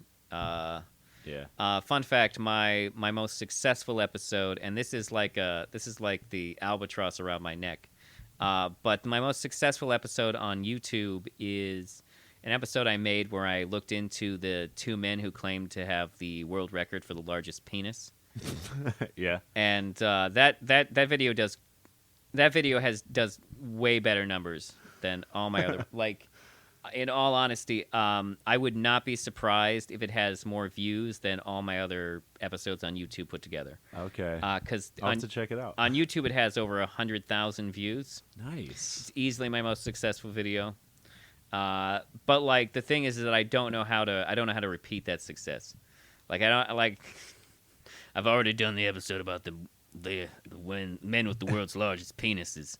I guess the draw is just the niche the niche idea that you wouldn't necessarily like the guests that you would never think of, So Well, I don't have them on. I don't have the guests on. I don't talk like I guess I thought you maybe you No. It was more of connected with them. No, that would be. I mean, that'd be interesting. I would definitely talk to them, although they are probably a bit above my weight class. Well, at least the first guy is. What is his name? Something Falco or Falcon. He's Captain Falcon from Super Smash Brothers. No, but he's an interesting guy. He wanted to be an actor, but he never made it big, and he refuses to do porn because he says if he's going to do acting, he'd like to be taken seriously as an actor, but he never really got his career off the ground. But he does get onto a lot of talk shows and stuff to talk about his 13.5-inch penis. And he also does and he also apparently has a radio show in New York where he talks about baseball. And he seems like a really well-adjusted dude, in all honesty. But the other guy who is competing for it is not. Yeah. No, his story is much sadder and basically medical nightmare fuel. Because he attempted to stretch his penis. To make it bigger? Yes. He did it with ritualistic. He ritualistically stretched it with weights, but he did it wrong. Oh no! He attached it to his foreskin instead of like the actual member. And so like doctors have X-rayed his 19-inch penis, and they're like 19. Yeah, but the thing is, it's like only 7 inches of it are actual penis. Like the rest of it is just like inflamed Tissue? Foreskin. Yeah. Like the foreskin has just been stretched to this no wild length. And he will do porn, and they do not want him. The porn industry has been like, no, thank you. We don't need to do this. Oh my gosh, and like, that is wild. Yeah, no. In the episode, I show the X-ray of his penis. Yeah. But yeah, no, check it out. It's Ruben Uncut. I will. And ironically, that gentleman should consider some level of cut. No pun intended. Actually, totally. The pun was intended this Totally time. intended. Because like I would describe myself as being relatively anti-circumcision, but like that guy, I'm like, he should get a little off the top. So the pun in your show name is also a pun. It is, but like you can say it's about my penis, or you can say it's about my hair. Either one is fine. That's fair. But like the original intention was like, these are Ruben's uncut thoughts and opinions. Yeah, because that type of thing seems to be popular in the podcast realm. Yeah, I find it interesting, and I'm gonna look into it more because I'm wondering how I'm sure you're familiar with Catholicism. And yeah. Like, did I you grow was up Catholic? From about the age of 11. Okay. For whatever, my parents were big hippies. We lived on a commune for a while, and for a long time, for a few years, like my major intake of religion would be like every Easter we'd wake up at some ridiculous hour to go out to this field where a guy would break bread and talk to us about Jesus. But around the time I was 11, my mom wanted to start going back to church. And at first, she went to this non-denominational church that seemed chill, and they had like a guitarist. But at a certain point, we went back to a Catholic church. I'm not exactly sure what the overall reasoning was, but between like 11 and 18, I was relatively Catholic. Mm-hmm. So the reason I bring it up is because I was an altar boy until I was 18. Oh, wow. Because my parents made me. My mother made me do choir until I was 18. She was like, when you're 18, really? you can drop out of choir. And I was like, okay. I did school choir, church choir. You're talking? Yeah, I'm talking about church choir. Okay. I was homeschooled, so I didn't have the church. I didn't have the school experience. Oh, gotcha. Okay. Yeah, I was in school choir until junior high, but then peer pressure. Well, just a couple years in junior high, but then peer pressure kind of took me out of it. But the reason I bring up Lent or whatever in Catholicism is because a few years ago I decided to. I used to always give something up during Lent, and even after I stopped being religious, I still liked the idea of kind of being rigid with myself on something I wanted to improve or whatever. And I, instead of taking something away, I decided to build a habit during Lent. So what I did was every day during Lent, I would just record something, audio. Okay. And I was doing a different podcast at the time also. But maybe I wasn't. I can't remember. But either way, I had like just a cheap USB mic and everything. And but I was recording anywhere from a minute, a day. That was like kind of the base, at least a minute. But sometimes I would just sit there and record for an hour and a half or an hour, just ranting on a topic or whatever. And I found it really cathartic, even though I didn't share any of it. And and so I like that you're saying. It sounds like you're doing it and you're actually sharing it, which is impressive to me, because I feel like I maybe could have shared some of the stuff, but that for me, what I was doing wasn't the intention. But I was doing it because I wanted to kind of build a habit of it, and I wanted to get better, even if it wasn't for sharing at the time. You know what I mean? No, totally. I mean, I make lots. I've made lots of stuff my whole life that I didn't share. So like, there was a part of me that was like, if I'm going to do this, I'm going to make it with the express intention of like sharing it and hopefully building some type of audience at some point. And and like the thing is that I've taken like the concept of like the first 500 of anything is just practice. And I'm not at 500 episodes yet. I'm at like 300 something. You think it takes 500 episodes before it's not practice? Oh, that's just, I don't know who came up with that saying, but it is it's a saying. It's like the first 500 of anything is practice. Huh. I know the 10,000 hours thing by Malcolm Gladwell. Which is why John Waters, is that the guy who did Calvin and Hobbes? I'm not sure. He after he retired from Calvin and Hobbes, he just started making paintings, and apparently he would like destroy them because the first 500 are just practice. But like, I don't destroy my podcast episodes, but like, there's a part of me that is like, I'm still feeling like I'm figuring it out. I'm still like, the goal here is to like be doing something and having this opportunity to practice and to learn with editing and all this other stuff. And yeah. And like, I try to stay on a schedule because YouTube wants you to. But like, sometimes I'm like, I feel like the episodes would be better if I wasn't on the schedule, but at the same time, like, the schedule also helps me to like make sure that I am still doing it. And that's a big part of it. Yeah. But yeah, most of my subscribers on YouTube came there for the big dick story, and I honestly don't know what to give them next. How long ago was that one? The big dick thing was like a year or two ago. Okay. That was like a season 1 or 2 episode. It was after I went to YouTube. I know that, so it's not season 1. So it's probably season 2 or 3. I'm in my 4th season now. Nice. How many episodes do you do a season? I try for a long time. I was doing 2 episodes a week. This summer has been very busy, and it sort of knocked me down to 1 episode a week. In fact, I actually even haven't got this week's episode out yet. As we're recording this, I have an episode I need to edit, which is basically, it's going to be it's my reaction to Ben Shapiro's review of Superman. Nice.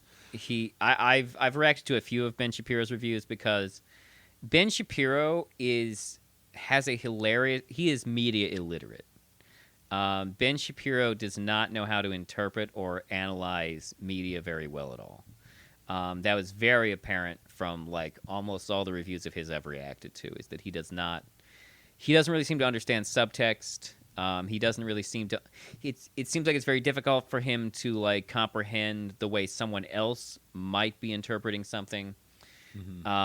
Like he like in his review for Superman, he like downplays the Israel-Palestine like messaging in the Superman movie.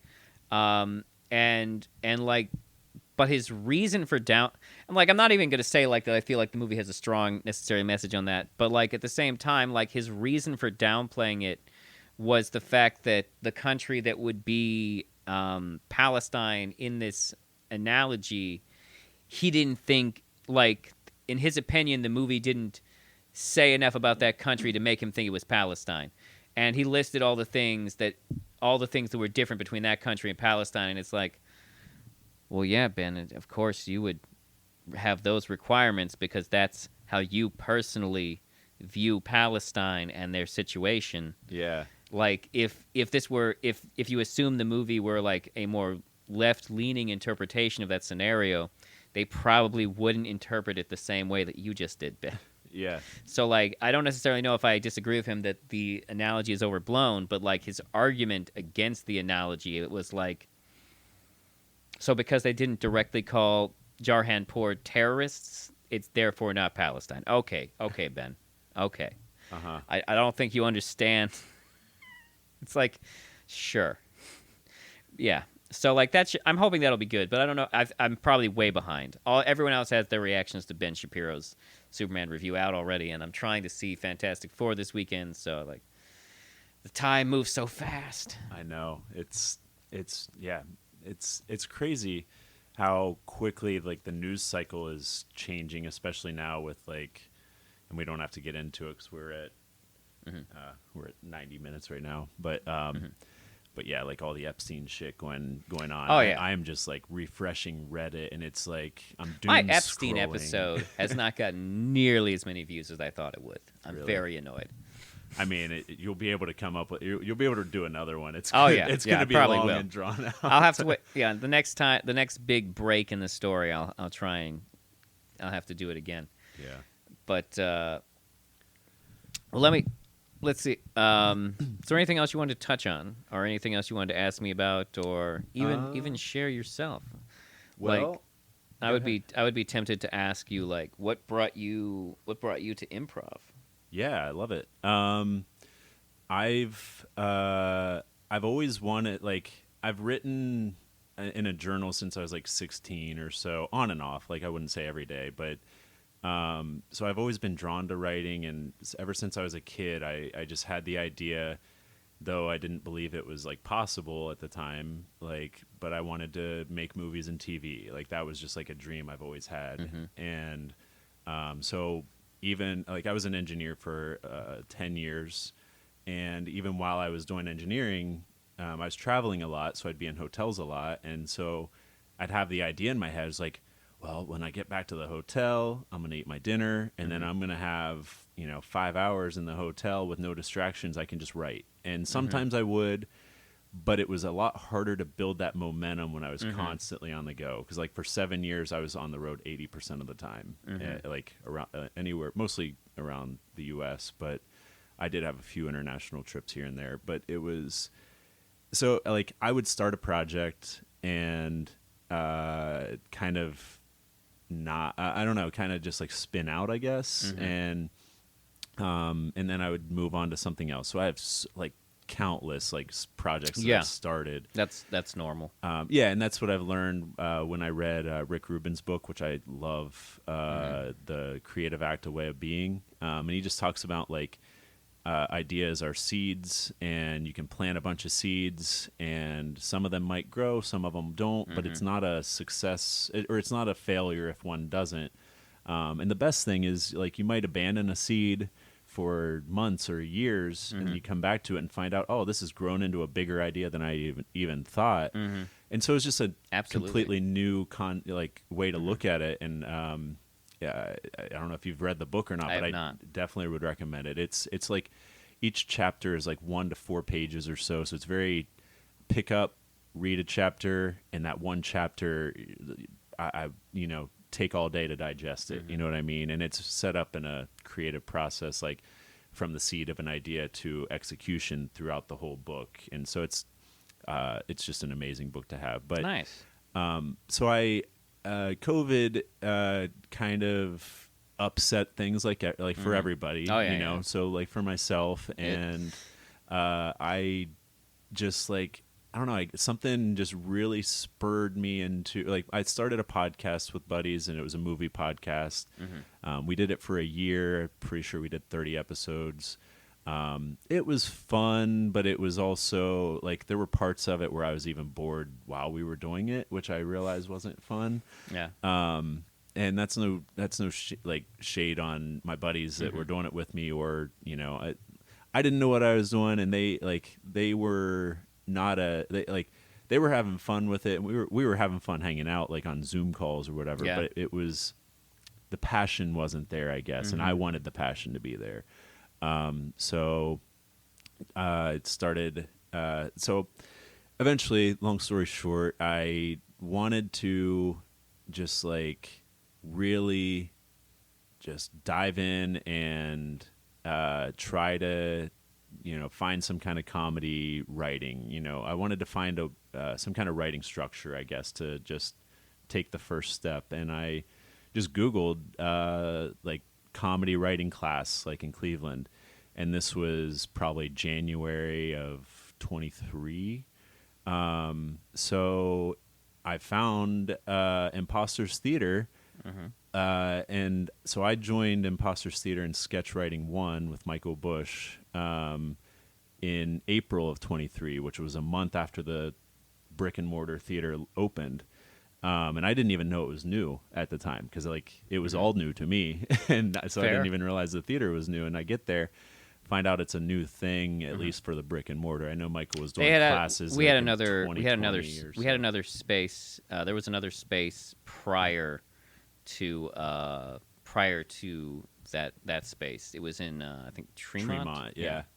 Much smaller. Yeah. And so I took Sketch 1, loved it, learned a ton, learned how to write in screenplay format, which was amazing, because like now I wrote a pilot. I took a pilot writing class in January this year with Tim Sicardo through Script Anatomy.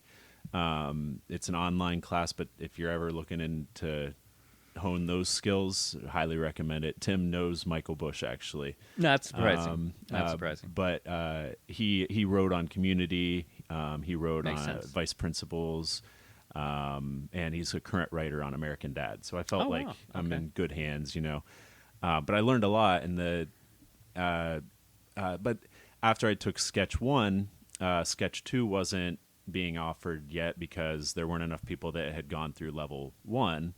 And I was like going to shows and stuff like that, and talking to a few people, and eventually kind of just got talked into trying improv level 1. Nice. And I got to say, those first like 3 weeks going to level 1, I had to like pep talk myself to get in the car and actually go, because like I was so nervous. Like it scared the shit out of me. I'm very introverted by nature, and I just was, I don't know, I just didn't feel comfortable, and it was totally 100% me, because Marissa was very, very welcoming, and everybody there was very kind and welcoming. She's a sweetheart. Yeah, and so what actually finally clicked for me was when I finally realized that everyone here has never done improv before. It is we're all level in 1. the same. We're all in the same boat. We're all feeling the same. I mean, I couldn't project what everybody's feeling, but at least on a certain level, everyone's feeling like a similar nervousness or whatever about the uncertainty of what's going on, because it's all new to everybody. And when I had that realization, it helped me at least continue with it. And then I asked if people wanted to grab a drink at Forest City Shuffleboard just down the road after one of the classes, and that just started to become routine. And then our group just like kind of started to be glued together, and we ended up going. Kaylee Kosick and I were the only two in our level 1 that from my original level 1. But in level 2, we joined a bigger group that had mostly all gone through level 1 together. And from level 2 through, like, we carried on, and we twisted Michael's arm and made him invent level 6. So we went through improv level 6 together. Were you in the? Did I teach your level 3 or did I shadow your level 3? You shadowed because Okay. Ryan was our teacher. Yeah. I do remember.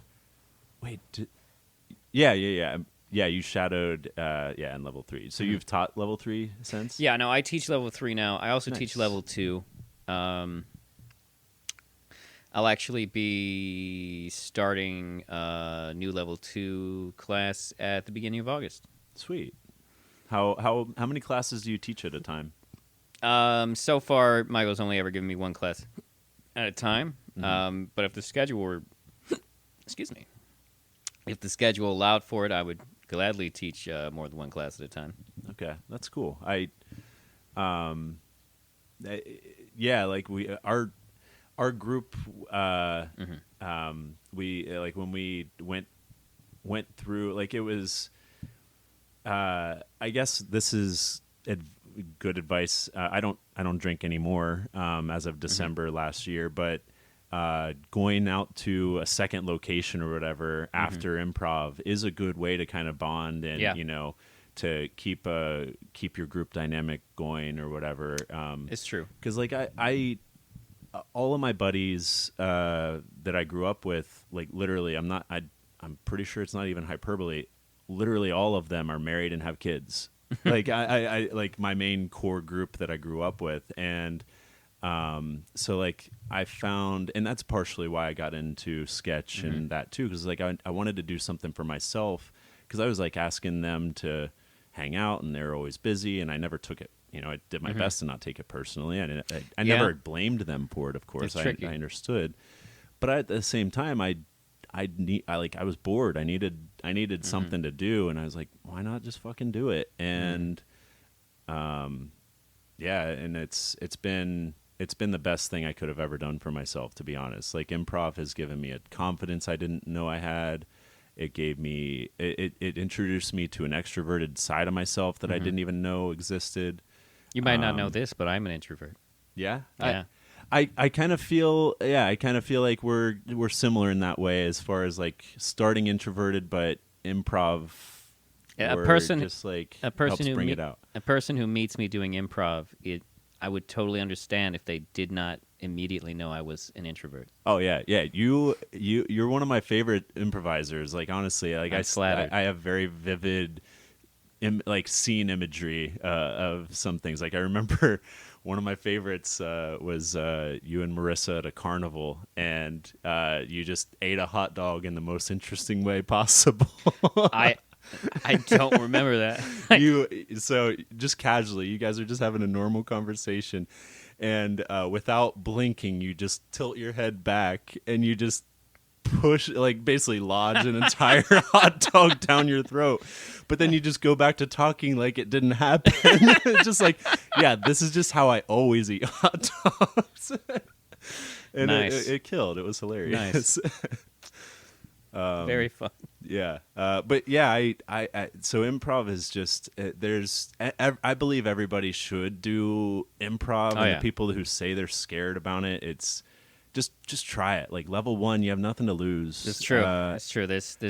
The bar is so low at level 1. Like, it's like, come on, guys, we're just you'll be fine. Yeah, I was scared shitless, and stand up still scares me. I've done it maybe 20 times in my life in the last like 3 years, so like 2 years. So it's not like I wouldn't say I'm good, but when I work at Hilarities. Nice. I work the door, so I get paid to watch comedy, which is honestly one of the funnest gigs ever. I get to meet cool comics that come through and everything. Very cool. But when I'm talking to some of the stand-ups that come through, they talk about how stand-up or how improv is the thing that scares them still. And like, they're like, oh, I can never do it. I was like, no, you should. Like, it I feel like I'm not there yet with stand-up, but I feel like as I keep pursuing it, I recognize how improv is gonna be helpful as a foundation for stand-up, and just being present, just like just overall stage presence, but also being able to be on your feet if a audience member says some stupid shit, or whatever. Mm-hmm. Oh, absolutely. It a lot of it's not a lot of stand-up comedians and even actors can be very afraid of improv at first because there is a certain amount of like they're very used to they've already been doing these art forms and they've already gotten used to the concept of the type of being prepared that you need to do acting or to do stand-up. And it's a very different type of preparedness than what you do for improv. Because, like, the reality is that there is a type of preparation for improv. There is a type of, like... But it's more like the type of preparation for, like, doing a sport or dance or something where it's not strictly choreographed, where you're learning how to engage the muscles, not so much just like planning it out. Yeah. You're just training your body and your mind to know how to be in that space and to be able to react in the correct ways when the moments come and stuff. Yeah. Yeah, and like I hate to say react in the correct ways, but like the reality is that as a teacher, like there's plenty of times where I'm like, okay, guys, I understand that you're reacting, but you have to engage with the thing that just happened. we can't just your reaction can't just be to sweep it under the. You got to engage with it. Like a big thing that I'll especially like at Imposters, they use the UCB method, which involves finding the game of the scene, and that's a totally valid skill. But like sometimes it gets annoying because you'll be teaching people and you'll be like, okay. All right, so that thing that just happened there, that wild, wacky shit that they did, I'm going to need you to repeat that. You're just going to do that thing over and over again now, okay? That thing he did, that's the game. I'm telling you right now, that was the game. Mm-hmm. Go play that game. Yeah. Because sometimes I'll get people who just want to like, either like for whatever reason they'll like pass up the game, or like they'll counter the game, or they'll like be like, you know what this game needs? A second game. Yeah. We're going to stack another game on top of this game. Sometimes when I write a sketch, it's got 2 different games going on, and it's like...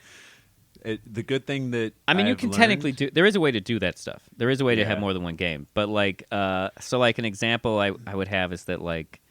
I had this one student who would like... He would like try to force in weird games. Like... There was this scene where there was 2 guys were like soldiers on like the front, and like they were exchanging drinks or whatnot, and this guy was like, "The game will be that the drink is pee," and it's like, and wait, did he say that out loud? He or didn't was that say just that. In his like head? that was in his head, like because the game he introduced is that the drink was pee, and I was just like. Where do you go with that? What do you want to? Why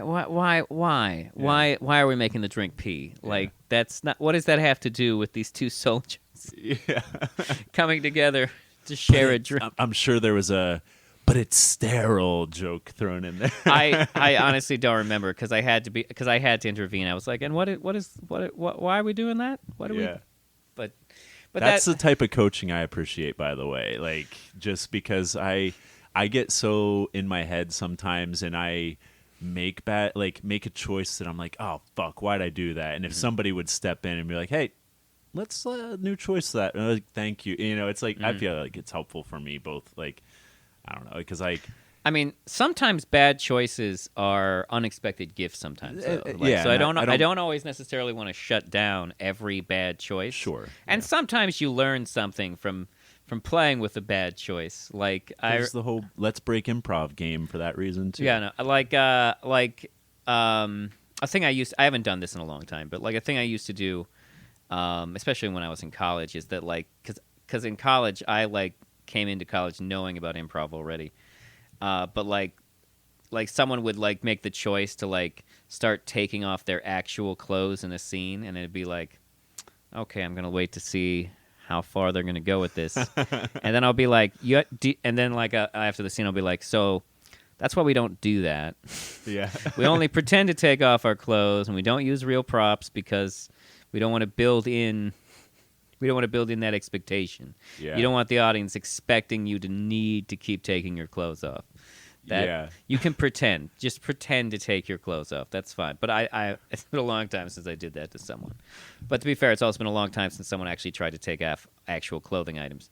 Mm-hmm. But I still, even to this day, every once in a while, I'll see someone like take off their real glasses or something like that and everything. The glasses one is hard. I will say I have caught myself doing the glasses thing because the glasses are just so there. Yeah. And like sometimes you almost feel like you need to take them off. The glasses one is hard. I have personally bitched someone out for doing the glasses thing and also caught myself doing the glasses thing. So like I will admit the glasses one is hard. It's hard to do the glasses one. But and the other one I see sometimes is people actually take off their real shoes. It's like you don't have to do that. Yeah. You don't have to do that. Just pretend. Yeah. And also you don't need to get on your knees to be a child. Don't do that to yourself. You don't need to get on your knees to play a child or a little person. Just play a child or a little person. You don't need to getting on your knees is vaguely demeaning. Don't do that. I don't necessarily go to my knees, but I've hunched, which I think is an even worse choice maybe. Like I mean it's more physically sustainable, but like if you're gonna I feel awkward the whole time I'm doing it though, and I don't like when I make that choice. I mean, a hunch is not necessarily a bad choice, but like if you're gonna do so like the reason why I don't recommend people get on their knees to stimulate children or like shorter people is because like you don't need to. You don't need to do that to your body. Mm-hmm. Like if you're gonna hunch your shoulders, then that's more of a character choice. Yeah. Like if you're gonna hunch your shoulders, then like if you're hunching your shoulders because you want to be smaller, don't do that either. Yeah. If you're hunching your shoulders because like, oh, this is a guy who hunches his shoulders, well, that's fine. That's a perfectly valid choice. But like you don't need to mess with your height. Don't do that. Yeah. I that's something that that I'm still like kind of learning some of those like little ticks that I have or foibles, whatever you want to call it, and it's definitely I don't even know where I'm going with that, but yeah, no, I know what you mean. There's so many little things you learn as you do improv, and I've been doing improv for a long time. I'm getting close to 24 years of improv. Oh wow. So like I've been doing it almost over half my life now. How old are you? I am 40. 40? Nice. Yeah. I would like to think that I look good for 40. You do. Well, thank you. I appreciate that. Someone did peg me as 36 the other day, and I was like, okay. Fuck yeah. Hell, yeah. It's. I'm at the time of my life where I'll be like 36. Okay. Yeah. Okay. Yeah. All right. I'm down with that. But yeah, there's just there. The great thing about improv is that there's always more to learn. Mm-hmm. There's always more to grow. There's always more to expand. You are going to learn so much about yourself and other people through doing improv. I personally think that improv... I mentioned earlier briefly that I was autistic, which is true. I am autistic. I am formally diagnosed with autism. Mm-hmm. And I think that improv has been immeasurably helpful. I think that improv has helped me with so many of the things that autism makes difficult. Like just the concept that I was talking to you about before, being present with another person. It can be a huge challenge to someone on the autism spectrum. But improv and theater and comedy have really helped me with that through my life. So everyone should do improv is what I'm saying. It's good for you. Yeah. It's like taking vitamins if vitamins felt good. Yeah, I'm right there with you. I've been learning more about like neurodivergence the last couple years, and 2 years ago, my mom and I were just sitting around a fire drinking beer, and I don't remember what we were talking about, but she's like, "Oh yeah, I've always known you've had ADHD ever since you were a kid," and I was like, "I'm 33. Why are you telling me this now? What am I supposed to do with this information?" And so I'm in a weird spot right now where I'm the more I'm learning about autism and just neurodivergence in general is I identify with some of these things, and I've never been tested. I don't know if I have it. Like some. I'm like there's even like I'm even a little worried to like say the wrong thing right now. But because It's like there's okay. but like I guess I'm curious like if I do have like a form of autism or some kind of autism, Hey, and get tested. I always I recommend. It's a pain in the ass, but I do recommend getting tested. I plan on it. I just scheduled a normal doctor appointment to hopefully refer me to something. I don't know how that works, but I'm There is like a there are like people you do need to go to specialists to get diagnosed with autism. It is a pain in the ass, and it's a pain in the ass because you will find out that there's lots of people who do it, but you will essentially find out that they come in like two forms, and they are people who take insurance and people who don't take insurance. I'm on Medicaid, so Okay. Well, the people who do take insurance, you're going to want to look around, because the people who take insurance, their wait list can be like. I talked to one group of people whose wait list was 3 years long. holy shit. Yeah, and I eventually got that down to like some place that was. I eventually found a place that would take my insurance and also had a wait list that was only like 3 or 4 months. Yeah. But like, yeah, I talked to people who had wait lists. Like the 3 years was the longest one, but like it was very common for me to talk to people and be like, yeah, we have a year and a half wait list. But then I would also talk to people who didn't take insurance, and they would be like, oh yeah, we can get you in a couple months. The first session is $1,000. And the next session is also $1,000, and it's like, oh, and there's 2 sessions. It's like, yeah, there's 2 sessions, and it's like, Yeah. oh shit. Jeez.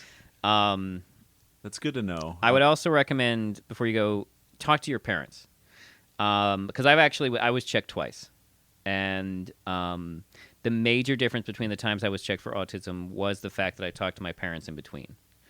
What do you mean talk to your parents? Talk to your parents about what you were like as a child. This is the information that is super useful, because your early childhood development is going to be one of the big indicators for some of your neurodivergence. And when I was a child, when I first went to get checked, it was in college. I didn't really talk to my parents that I was doing it, and I went in and I took the test, and they were like, "We would need more information to we would need more information to diagnose you with anything." And I was like, well, I don't necessarily. I was homeschooled, so I don't really have like any more school documents or anything. And they were like, well, based on what we have, we think maybe you're just a really awkward person. And I was like, oh, that's disappointing. I was like kind of devastated, to be honest. Yeah, because like, what do you do with that Yeah, information? no, exactly. So like, but then later I got into actually working with people with autism, and the more I worked with people with autism, the more I was like, something feels like this is feeling familiar. Like the connection here is feeling wild. Also, like twice in my life, random autistic people like came up to me and just assumed I was also autistic. But so eventually I went in and I talked to them, and the thing that really made the big difference was the fact that in between those 2 different testings, I had talked to my parents about my childhood. And in fact, actually, after the first testing, I had gone to my parents, and my parents had just suddenly, like, when I told them I had tried to get tested, they, like, just suddenly started talking about all this stuff I didn't know about. Like, they started, like, oh, yeah, we used to have this parenting book called Raising a Spirited Child, and we had to, and it's like, and you were so sensitive to light and sound, and also, like, when I was real young, they had trouble getting me to brush my teeth, and there were a lot of things that like that I had not even thought to say to these people the original time. Yeah. And one of the big ones was my delayed development, because like I would essentially like take really long times to hit like certain milestones, but as soon as I hit them, it would be like I hit them running. Like it took me forever to talk, but once I talked, it was like it wasn't just one word at a time. And it took me forever to crawl, but I went from crawling to walking like that. Like I had almost like skipped a step. And same for reading. It took me forever to read, but once I finally read, I had like the incredible reading comprehension. This type of like delay to accelerated movement is apparently very common in autistic children. Huh. I identify with something like with a part of that too, because like I find when I'm like passionate about something, like when I learn about something, if it's something I'm passionate about, I'll fucking like I can Yeah. laser focus in on it, Yeah. and it's the thing, until something else comes around and takes my interest, Yeah. and then that's possible that I completely Yeah. shift. But yeah, that's really interesting. I've also been checked twice for ADHD, and like both times they said no, and I think that is wrong. It's like, come on, guys, seriously? I don't have ADHD. Yeah. It seems like I'm the type of autistic who has ADHD, guys. Yeah. Yeah. But yeah. I know exactly what where you're at with that. Oh, I don't know what I'm trying. But It's all good. It's all good. So have real quick. I know we have to wrap yeah. things up here in a minute. Have you heard of the telepathy tapes though? The telepathy tapes? No, I'm not familiar. It's a podcast. Oh, okay. And she her name is Kai Dickens. But she takes, or she's a researcher, and she talks to parents of nonverbal autistic kids. Okay. And through experiments and stuff, she has learned that they have telepathic abilities. Interesting. Yeah. The podcast is really compelling, and it's really interesting because they even they seem to prove it, through audio, and they have videos which I haven't looked up to confirm, but they have videos to kind of document their process as well. But they've even used like parrots, like different animals to prove telepathy and stuff like that. Interesting. It's really interesting to, at least I know we're saying interesting a lot, but it's like it's really cool to like look at and just like kind of see what else can come of it, because I feel like there's not been enough conversations around helping these kids that are nonverbal autistic, who do have all kinds of ideas and thoughts going on in their head that they're not able to express, but they teach like the spelling, with the boards and stuff like that. Yeah. And it's wild what these tapes have kind of shown and showcased and everything. I just some random information about people who are nonverbal autistic that I'd feel like is worth mentioning. Nonverbal. It is worth noting that, and part of the reason I bring this up is just because there's been a lot with RFK. RFK's been talking a lot about profound autism, or as he calls it, full-blown autism, which. Okay, but like he misrepresents a lot of elements of it. First of all, there are several things that people should know, which is that being nonverbal does not necessarily mean there's anything wrong with your intelligence.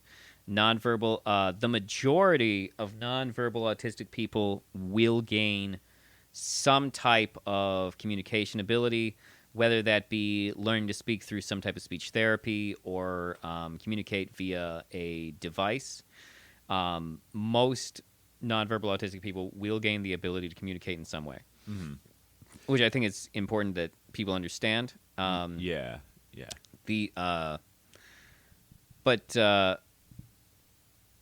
But yeah, so there's a lot of misunderstandings around nonverbal autistic people.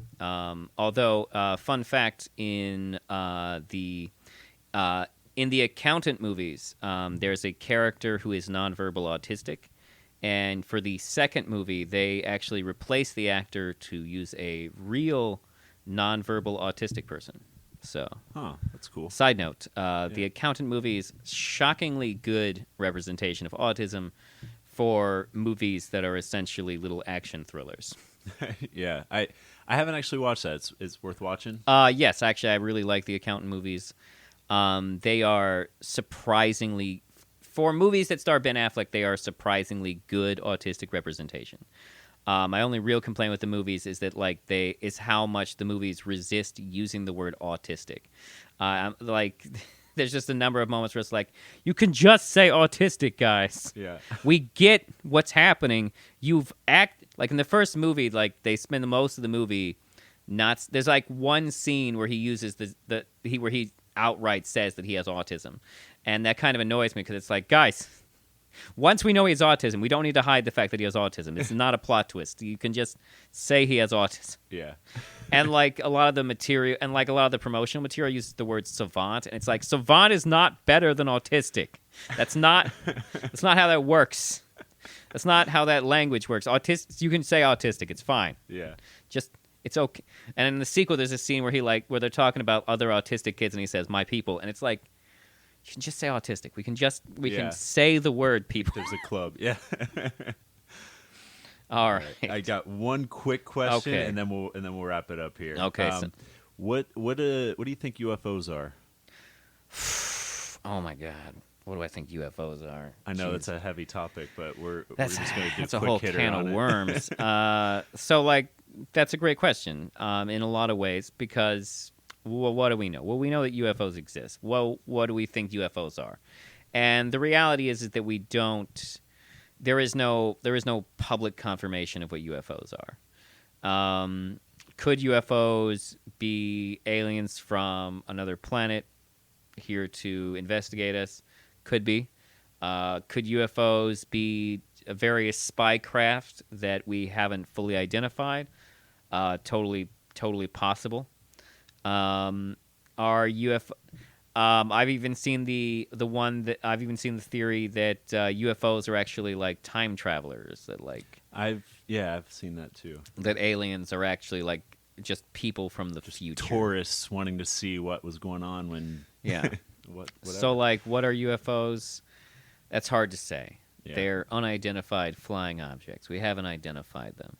Could they be aliens? They could totally be aliens. Could they be something else? Or a mix of both, you know? I mean, like, yeah, no, like... Because there's different classifications and stuff, and there's sometimes, like, light orbs and stuff that might just be a higher form of plasma. It's a great point, because some UFOs could even be natural phenomena. Some UFOs, like, it could be a mix. It could be some are spy craft, some are aliens, some are time travelers, some are like, just some type of natural phenomena. Mm-hmm. Yeah, no, there could be a whole lot of different explanations for aliens, or even they could be extra dimensional. It could be from another dimension entirely. Yeah, or I've seen a theory where it's like some kind of alien, for lack of a better term, but that actually is natural, normally from Earth, and they just live underground or whatever. And so they're coming out of the oceans and hiding and controlling and stuff. And I don't know. I love reading about that stuff. And there was a whole like, we're always finding new shit in the ocean. It's true. Yeah, and I don't know the percentage. It's a very, very low percentage, like 5% or less of the amount of the ocean that they've actually explored. It's very small. In fact, some people have even actually referred to the ocean as like the actual like final frontier. Yeah. Although to be fair, we've explored less of space. True. Yeah. But yeah. Oh, now I'm thinking about Sequest. But that's a whole other can of worms that we should wrap it up. Yeah, maybe episode 2 down the road. Yeah, sure. No, I'd be more than happy to talk to you again. Awesome. Well, I appreciate you coming on, Ruben, and inviting me here in my meta space and in your physical space. Yeah, thank you for having me. Of course. And to anyone listening, remember that podcast is Ruben Uncut. Yeah. You can find it on Spotify and YouTube and other podcast platforms. Are you on Pocket Cast? That's my audio. I'm not sure. Maybe I would have to go check the Spotify thing again. Okay. I know I'm on a bunch of them. I'm on Apple. I actually at one point got an email from Apple saying that I was the 75th most listened to podcast in Morocco. I don't know what I'm not sure what episode That's it was. amazing, though. I'm not sure which episode it was that like hit the top 100 in Morocco. But you know what? I'll take it. Yeah. I'll take that. That's really cool. Any kind of niche like that is fun. Yeah, no, I don't know what they think of me in Morocco, but Yeah. Any other socials that you want to plug or anything? I'm not a big social person, although I do have a Facebook fan page you can check out if you want. It's just Ruben Ryan on Facebook. You can follow me there. I post most of my podcasts there. You can also follow me on Twitter at Ruben Uncut and Blue Sky at Ruben Uncut. I always forget I have those because I don't remember to use them. Yeah. But but hey, if you start following me there, maybe I'll have to. That's how it. That's how it works. Maybe that's how you find out you grow your audience. Yep. I should really get back on Instagram. Apparently that's where it's all happening these days. I do use Instagram quite a bit. Instagram or Reddit, and Reddit are my two heavy hitters. Okay. I use Instagram kind of as like a creative LinkedIn, a creative's LinkedIn. Okay. So I connect with like other comics and, actors that I've met, and like, because I started getting into the film stuff last year, and with the 48-hour film project stuff. And but yeah, it's a really cool way to kind of keep in touch and see who's connected to who, and that's how I use it anyway. Nice. I do doom scroll on it sometimes, so I can't say that's the only way I use it. But we are nothing if we are not a doom scrolling nation. Unfortunately, yeah. All right. Well, thanks again, and thanks everyone for listening. Again, this is Banter with BUFFoonBrandon, and I had Ruben Ryan as my guest. And until next time, take care. Yeah, take care, everybody. Any quick parting words, life advice you want to impart on everybody to close it out? We never touched on it, but you previously asked me for best snacks while high. Oh yeah. And I didn't complete a total top 5, but I will say I did come up with a top 3. Perfect. Which, actually, no, top 4. Okay. I'll share my top 4 then, too. I highly recommend, well, first of all, in no particular order, Chinese buffet. Ooh, yeah. In college, once there was one, like, walking distance from my apartment, so me and my friends got baked and just walked down there and just ate as much as we could. And like halfway through, one of us looked up from their plate and was like, "This was an amazing idea." I also recommend any type of freeze-dried candy. Candy. Well, I don't. The freeze-dried gummy stuff is not as good in my opinion, but like I have the Skittles at home. The freeze-dried Skittles are addicting. Yeah. Like wildly. Like there's something about the crunch and the pop. The sour Skittles are too much for me personally. Like they get even like when you freeze dry them, they are even more sour somehow. It's like overwhelming how sour they are. I mean, I guess if you like sour stuff, that's a win for you. But also I recommend these teriyaki mochi snacks that I eat. Mochi, by the way, is just Japanese word for rice, but these are like a dry rice thing, not to be confused with the ice cream mochi. That's what I was thinking of. Yeah, no, the teriyaki, like mochi, like little crunchy things, you can get them at Giant Eagle. They're great.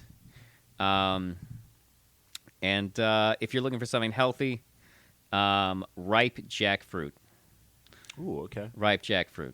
Specific, like, a lot of people misunderstand jackfruit because commercially right now we use jackfruit like pulp to make vegan barbecues. Oh, that's what I know jackfruit from. Yeah, but that's you don't want that. You want the actual jackfruit. Because jackfruit is like a pod, and it looks like a durian on the outside, except it doesn't smell like death on the inside. It does look like you've cut open an alien. But like there'll be little pods in it, and the yellow pods are okay, but the fully ripe orange pods are the ones you want. They're real good. All right, I'll have to check. It's hard to get them that way though, because jackfruit's normally like you got to sort of guess at how ripe it is. Yeah, that's cool. Okay. Real quick rundown of mine.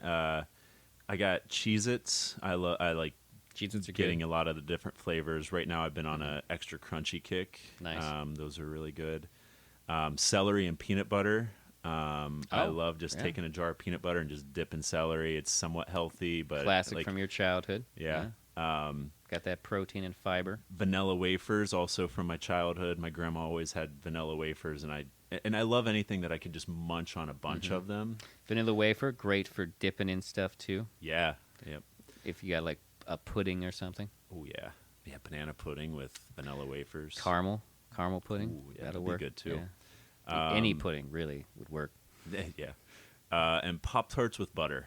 Oh, I never thought about putting butter on Pop-Tarts. Just a little bit. But, Family Guy even did a bit on it. They did do a bit on it. Have you ever put butter on a Pop-Tart? It's so freaking good. If you Oh, yeah, it was one of their songs. shit, when they, yeah. I forget exactly how it goes, but yeah. Yeah, When I I know. saw that, I was like, I put butter on a Pop-Tart. Nice. All right. All right. Well, thanks again, Ruben. Thank you. Yeah. All right, everyone. Bye, guys. Everyone take care. Goodbye.